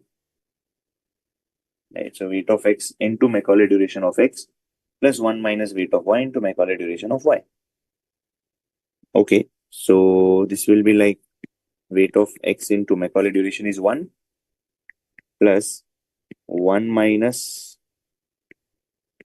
weight of X into Macaulay duration of Y will be 3.56, that is equal to 2.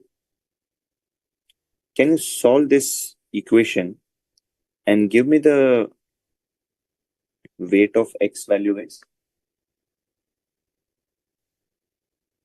Write it down and solve the equation. Give me the weight of X.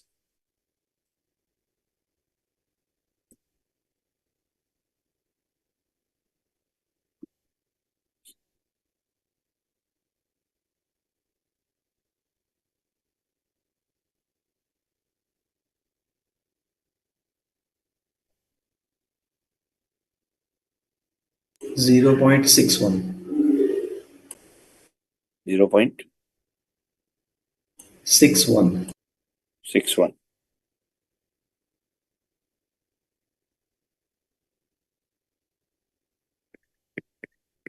Is it 0.61? Weight of X? Of course, Yes. weight of Y will be 0.39. Correct?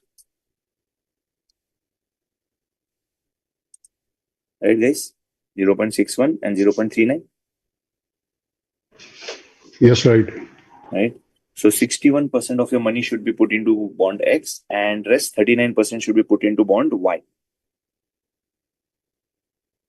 Am I correct? Everyone? Yes. Okay. So now, what is the target maturity? How much money do you need? Target maturity in 2 years. How much amount did we need in 2 years? We needed 1 year, right? After 2 years. So this was 1 lakh. Now, what should be the amount of investment?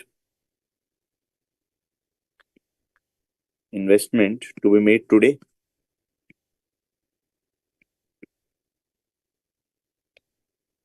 How much should we be investing today? How much should we invest today?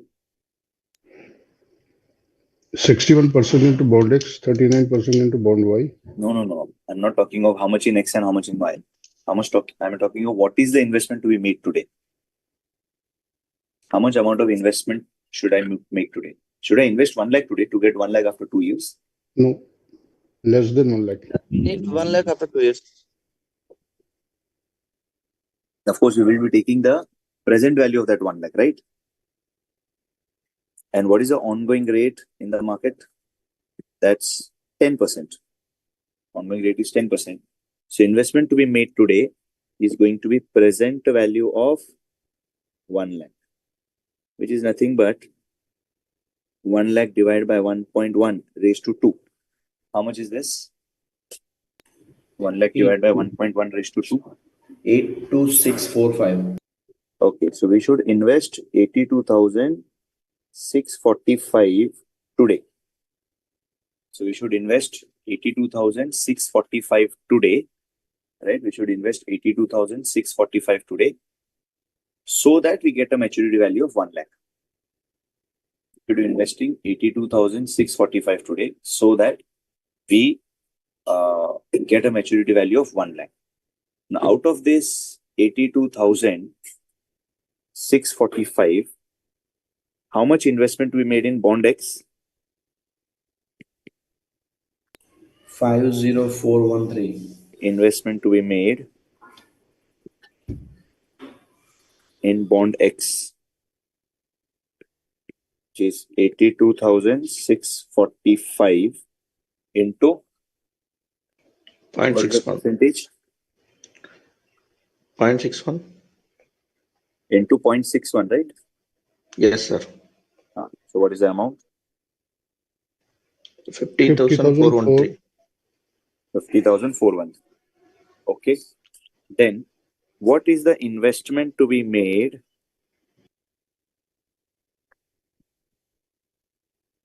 in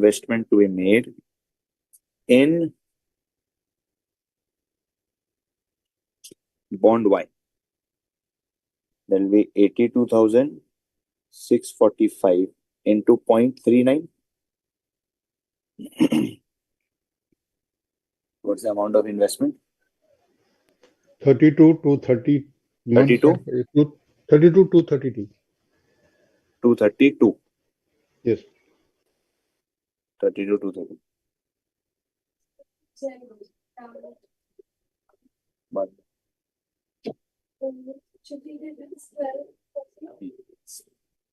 so investment to be made in bond Y is 32,232. Correct? Now we got the amount of investment to be made in bond X and bond Y. We need to also calculate number of bonds of bond X to be purchased. Number of bond X to be purchased. How many bond X are we going to buy?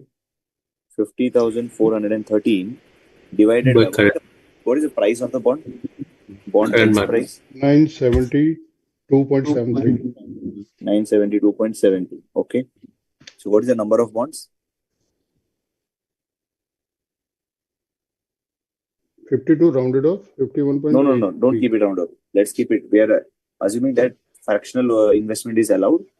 Okay. Then only we'll be able to illustrate that our maturity value remains intact. 51.83. 51.83 bonds. Okay.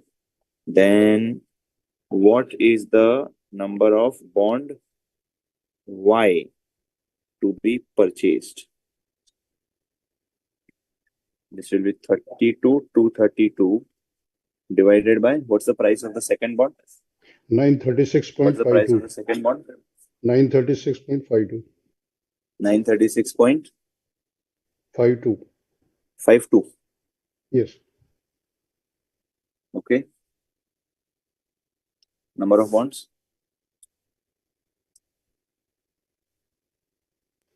34.42. 50? 34.42. 34.42 bonds. Okay. So these are the number of bonds that we are going to invest. So if you are going to buy this many bonds, which is 51.83 bonds and 34.42 bonds, this will ensure that our portfolio is going to be intact. I mean, whatever the may happen to rate of interest may increase or decrease, but the bond value is going to, the maturity value of 1 lakh, you're sure that after 2 years, you're going to get 1 lakh, and there's not going to be any change in it. Okay, so we'll take a break now. Okay, just quickly recap what we have done in bond immunization, and post break I'll illustrate you how the bond value is going to remain. Not the bond value, sorry. The maturity value is going to remain intact, irrespective of there is a change in YTM, whether there is an increase or whether there is a decrease in YTM. Okay, so let's take a break of around 15 minutes, guys, right now. And after that, we will discuss about how the portfolio value remains intact. Okay, let's take a break, guys.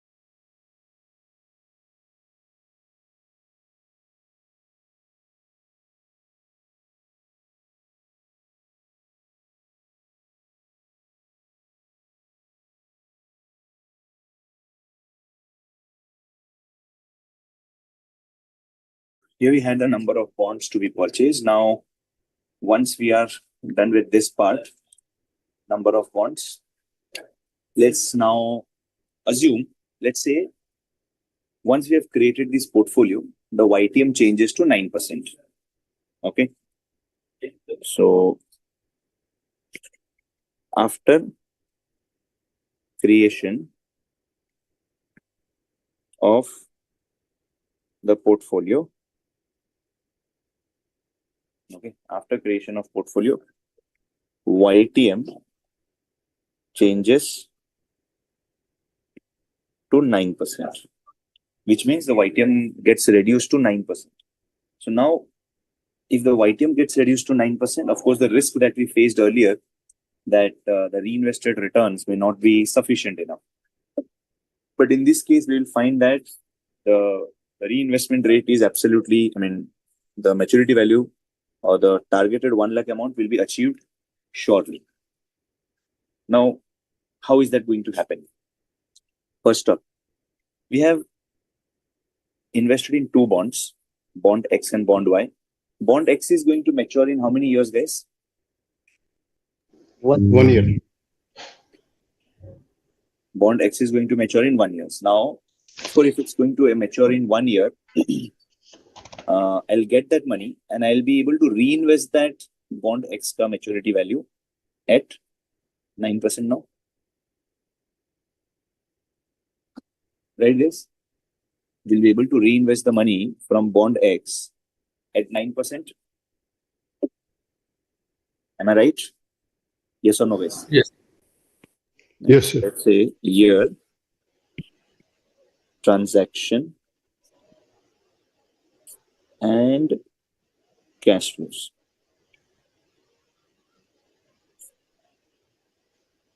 So year 0, we made an investment of 82,645. Okay, this is an investment that we have made. Then in year 1, we say bond X matures. Okay, year 1, we say that the bond X is maturing now. Now, if the bond X is maturing, how many bonds did we buy? Bond X, 51.83. So it's going to be 51.83 bonds into. What will be the face value of the bond that I'll be getting? 1,000. Right? And am I going to get only 1,000 or even one coupon? One coupon also, right? Yes, sir. So 1,000 plus 70. So how much money are we receiving in the first year? 1070. 1070 into 51.83, which is 55,458. This is the amount of maturity that we are going to get. Right, guys? But do we need this money now? Do we need this money now? No, in 2 years. In 2 years. So what am I going to do? Reinvest for 1 year. Can you tell me what is the rate at which I will be able to reinvest this? 9%. 9%. At 9%. So 55,458 is reinvested for 1 year at 9%. Now, second year comes in. This is the year in which we need the money. In the second year, also one more thing that's going to happen is, in the first year itself, can I say we will receive coupon from bond Y? Yes, sir. So bond Y coupon. We had like 34.42 bonds. 32.42. 34.42. or is it 34.42? Okay. Yeah, 34.42. 34.42 into what was the coupon that we were supposed to receive from it? 8%, right? So that will be 80, right? So 34.42 into 80. What is the value of coupon that we receive? 2753 or 2754. Let me take 2754.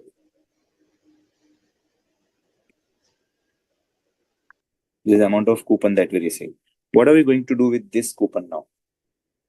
2754. Tell me. Reinvest Reinvest, exactly. For how many years? 1 year. Reinvest for 1 year. And at what rate? 9%. 9%. Perfect. Because the rate has changed, so we are reinvesting at 9%. So can we see that whatever cash flow is received in first year, we have reinvested it?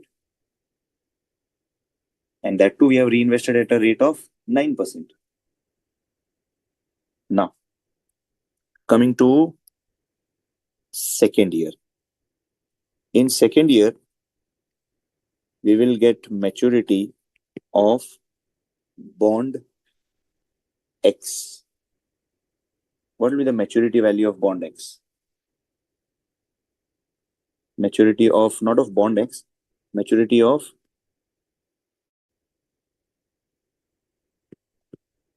reinvested cash flow of bond X. Can I say it will be, you have invested for 55,458. Can I say you're going to get on this 9%? So 55,458 into 1.09, guys. Yes. So what's the maturity of the 4,991. reinvested cash flow of bond X?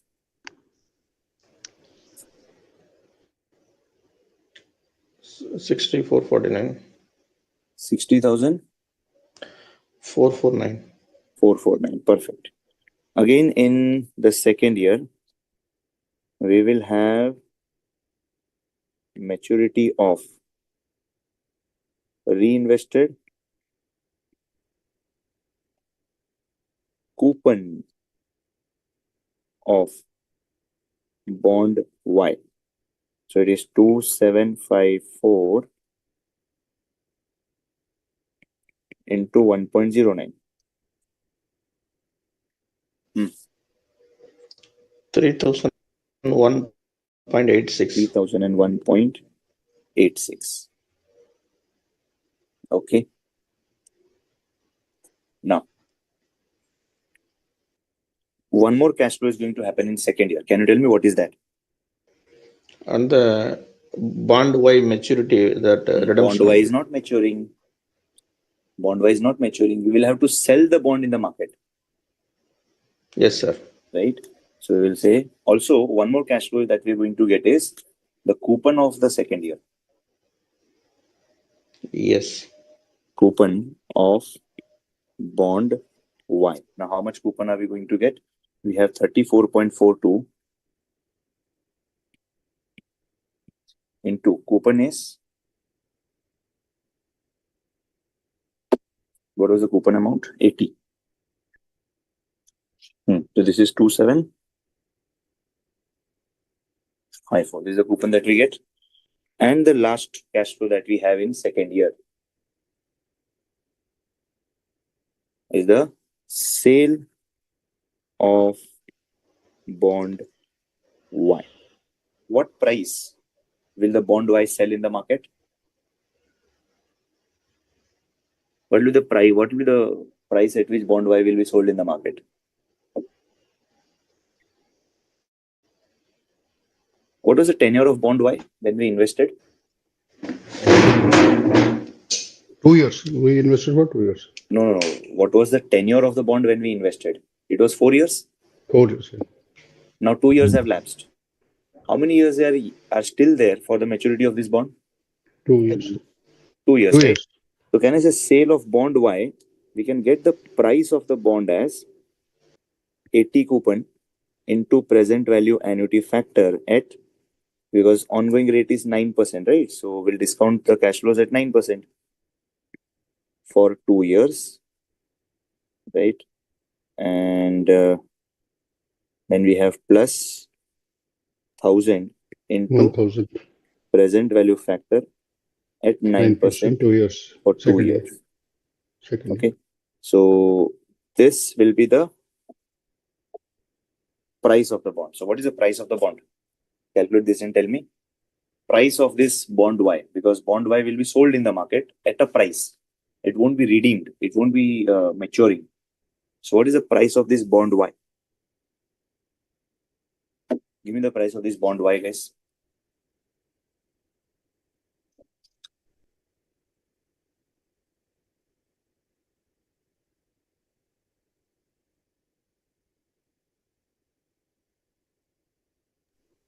$982, 982.41.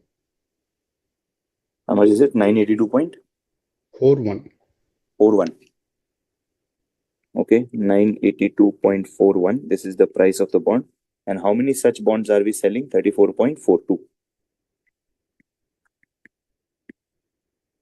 What is this number?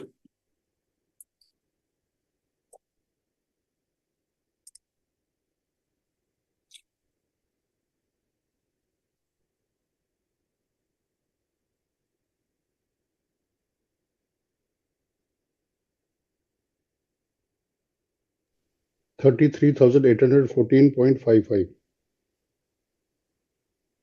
33,814.45. 0.45. Okay. So just take the total of all the cash flows that we have in second year.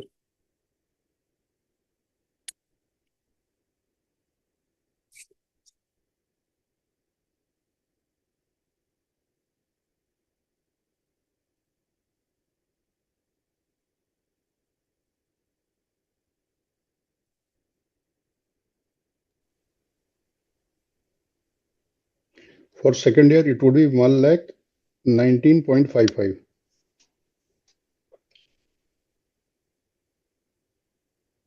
1 lakh 1,019.55. 0.55. Okay, there is this 19 rupees coming in extra.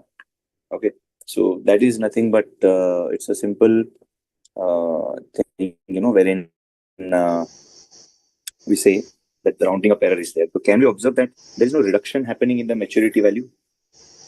In spite of the rate getting reduced to 9%, the maturity value is still 1 lakh. Yes. Yes, sir. I think it's because of the reinvestment fact. Yeah, reinvestment. And the thing is,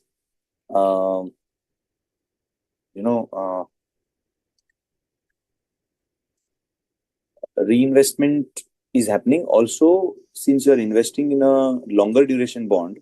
As the rate reduces, the value of that longer duration bond increases.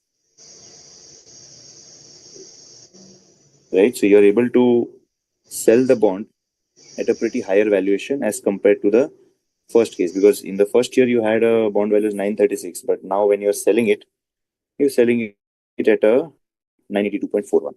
So therefore that is guaranteeing you that the rate of return is going to be exactly the same. I mean, there's not going to be any greater disparity in our rate of return thing. Are we clear, everyone? Yes, sir. I need one clarity. I'm not sure. I'm not in trading actually, but I want to know that the share is we can purchase at any time and sell it anytime. That's what I believe. The bond is like so, sir. Yeah, you can purchase and sell anyone if it is properly marketed. I mean, if the bond is listed in the market, you can buy and sell it at any point of time. Okay, so it's like if it is trading in the market, you can do it. Bond market in India, it's not that developed. Okay, but across the entity, you can see like in US, the bond markets are very much developed. In India, it's still in the stage of that development part. Oh, okay. Okay. So one more thing I just want you guys to do is, like after creation of the portfolio, YTM changed to 9%. Can you do the calculation? Suppose YTM changes to 11%. Can you do this all calculation same way? Yes. Yes, sir. Yeah. So just try to do this all calculation again when the YTM has increased now, because I want to safeguard my portfolio against both increase and decrease. So just try to have the portfolio value when YTM changes to 11%. Okay. So when YTM changes to 11%, of course, all these numbers are also going to change a bit.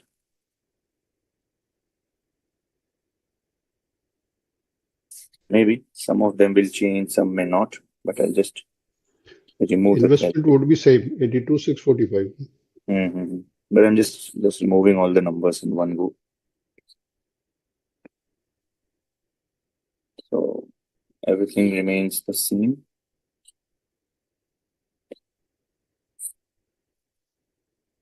So just try to get this entire table, everyone. Bond X maturing, Bond X reinvested, and everything part.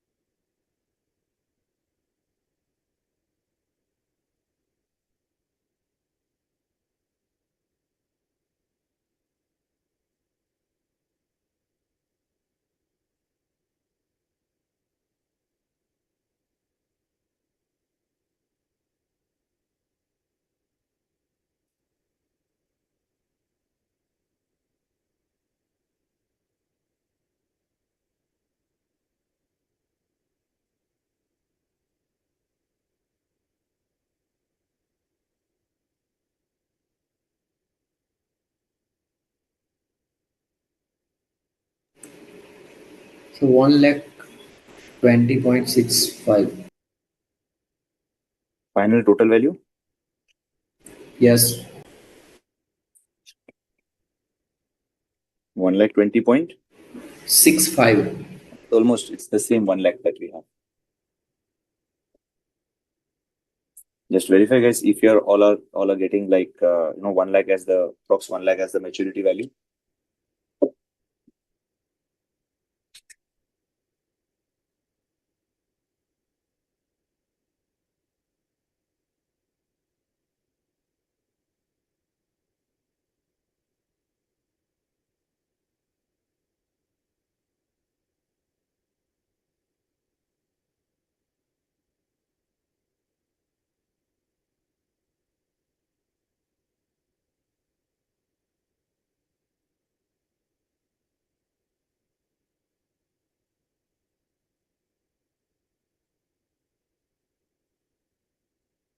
You're all getting this 1 lakh.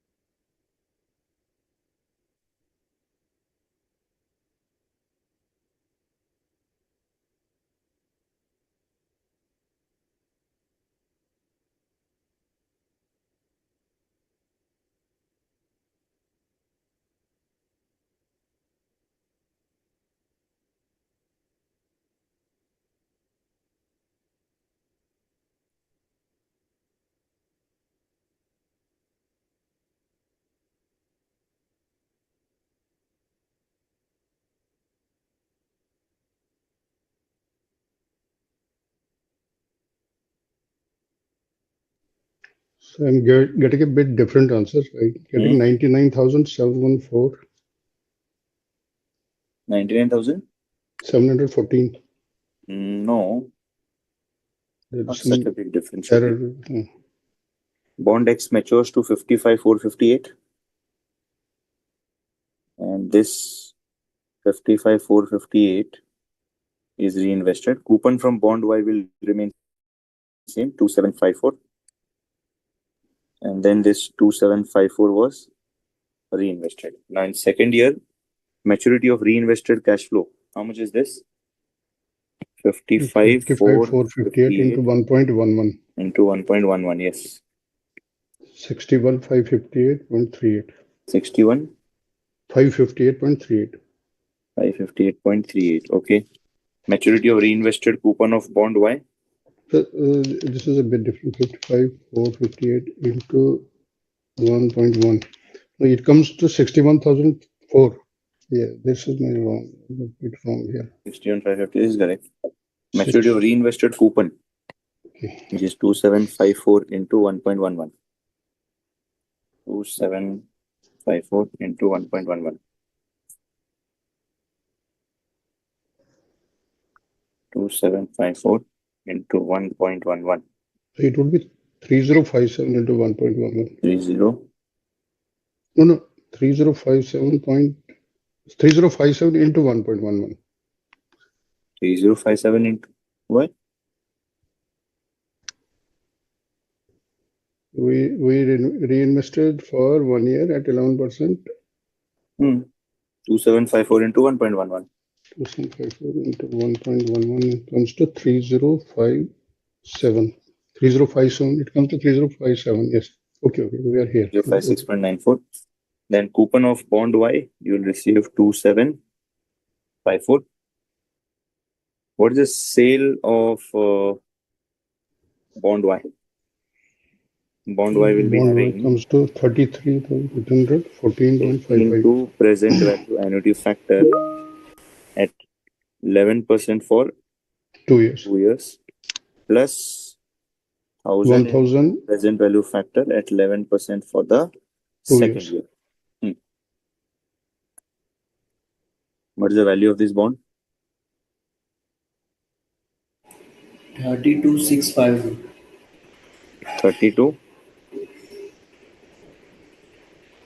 So final amount 32,652. 32. Yes. Okay. 32. 652. 652. If you just add all of them, approx 1 lakh should be the value.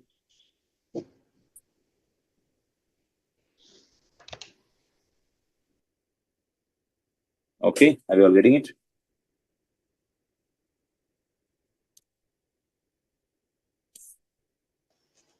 So that's how your portfolio gets immunized with the value being exactly equal to what you need, which is 1 lakh.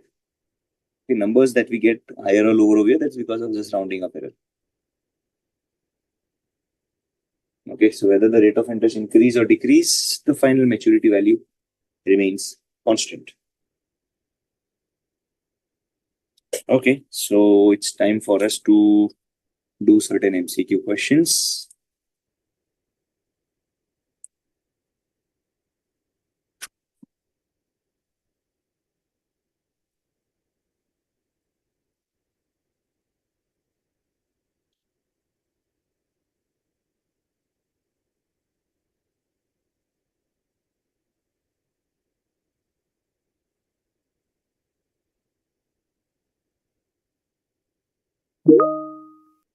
Okay, here we have these MCQ questions, guys.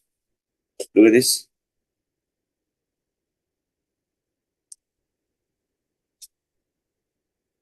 The first question.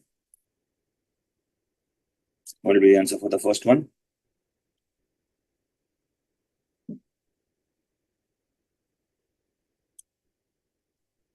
Macaulay duration of the bond is defined as Sensitivity of the bond price to changes in interest rates. Macaulay duration. Sir, it's a weighted average time until the bond cash flows are received. Weighted average time until the bond's cash flows are received, weighted by their present value. What is the sensitivity of bond price? This is your modified duration. Modified duration. Okay. Then second part. Modified duration differs from Macaulay duration because Measures the percentage change in bond price for 1% change in yield. because it measures the percentage change in bond price for 1% change in yield. Okay. Which of the following statements about convexity is true?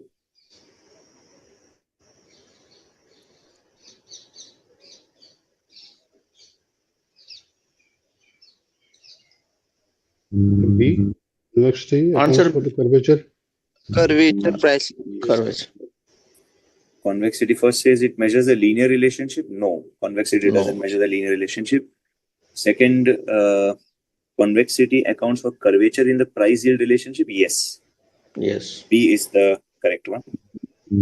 Over here it is this, and here we have the option A. Okay. Fourth question.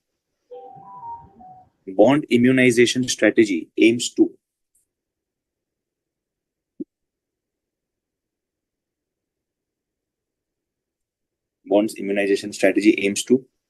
maximize the bond's yield irrespective of interest rate changes, eliminate all risk including credit risk, match the duration of assets and liabilities to protect against interest rate changes, Is it D? or minimize the time to maturity of the bond portfolio. Minimize the time to maturity to the bond portfolio. That's No, what I you're feel. not minimizing. Sir, Option we is will C. match the duration of asset and liability. You are matching the duration of assets and liabilities. So if you're investing, it's an asset. If it is a loan which is repayable, it's a liability. So just as you can create a portfolio of bond for for investment purpose, same way you can also do it for loan repayment purpose also. So, but the idea is to protect against the interest rate changes, because we were actually creating a portfolio and we have observed that whether the rate of interest may increase or decrease, the portfolio value or the final maturity value in the end of year 2 was remaining constant. Right? So this is like matching the duration against the interest rate changes. Okay, sir. Okay. Got it. Question 5, guys.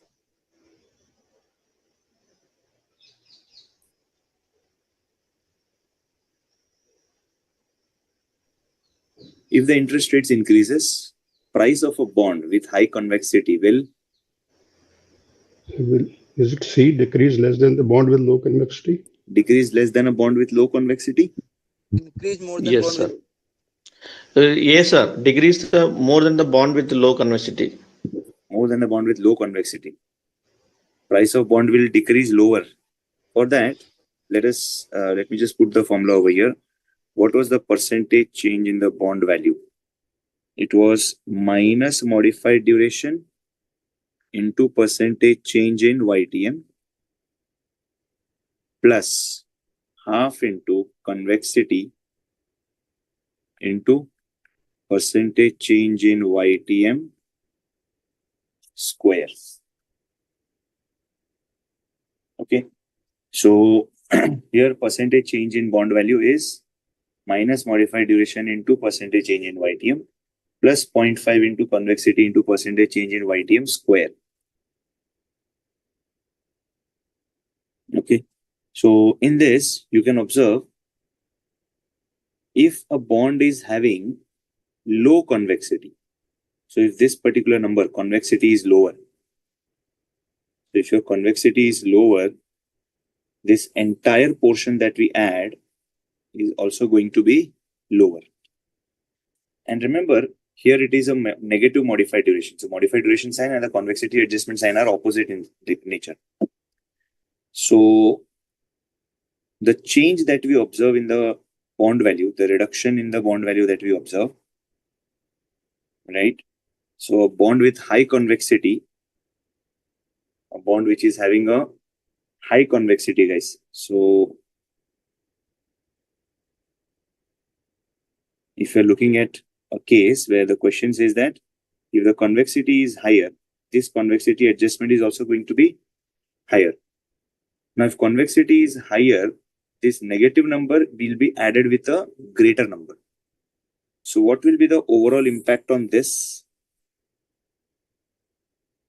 It will Increase. It will be lesser, right? I mean, the reduction in the bond value that we observe, the negative part, this will be lesser because since it is a negative sign, right? And this portion is generally higher. That is what we observed in our discussion also. This comes out to be in decimal. This convexity adjustment is in decimal. So obviously, if the convexity is higher, this entire term is going to be higher. But when you combine it with the entire formula, the reduction that you observe, obviously the bond value is going to reduce with the increase in YTM, but the reduction is going to be with a lesser part. So it's going to be decrease less than a bond with a low convexity. So compared to a bond which is having low convexity, a high convexity bond will be having obviously a decrease, but the decrease is going to be lesser. The impact is going to be lesser because both of them are having a opposite sign. Okay, since both of them are having opposite sign, the impact is going to be lesser, and therefore we say it's going to be decrease. I mean, the price of the bond will decrease, but the impact is going to be less than the bond with a low convexity. The option is C over. Okay, so with that, we are. Sir, I am thinking that in the when there is a less yield is less, the interest list increase. No, not yield, not yield. Okay. When there is a change in the interest rate, right? If the interest rate is changing, the bond with a high convexity. Let me just show it to you with the help of an example. Okay, so if you have a, let's say, convexity of 20 and there is another bond with a convexity of, let's say, 40. Okay, and let's say the modified duration, I'm just keeping it constant. Modified duration is, let's say, 3. Now for 1% change in YTM, what will be the percentage change in bond value? What will be the percentage change? Can I say it's going to be -3 into 1% plus half into convexity into 1% square. So what is the change that we observe? It is 2.9%. Getting it, Swaminathan? Yes, sir. And in the second case,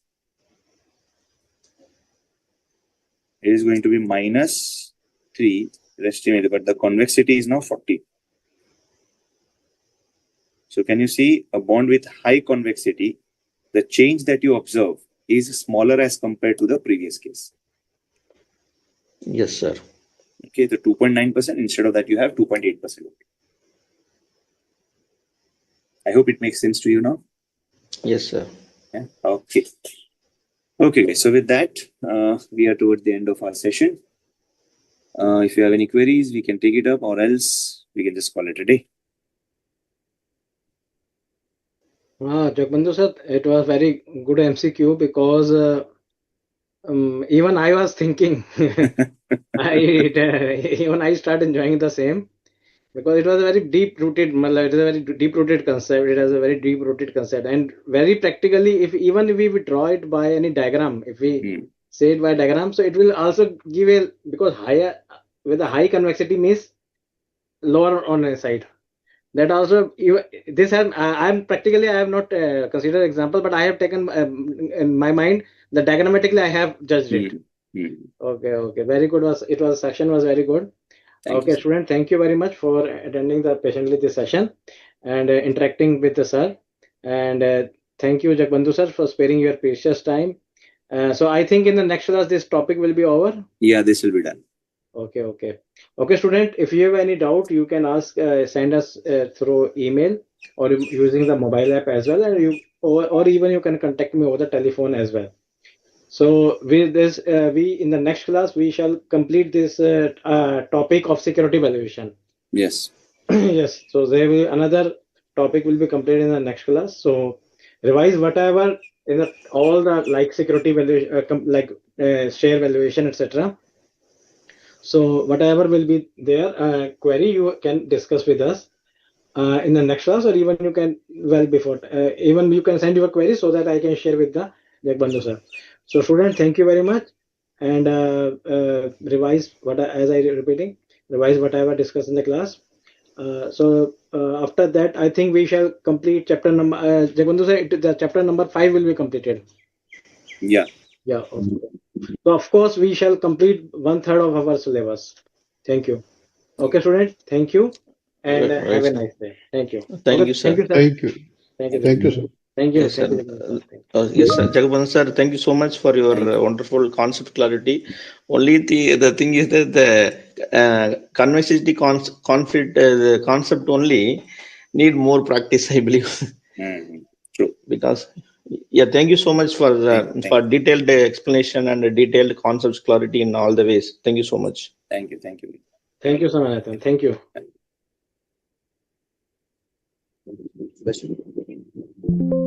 Thank you, sir. Thank you. Thank you. Session over. Thank you. Thank you.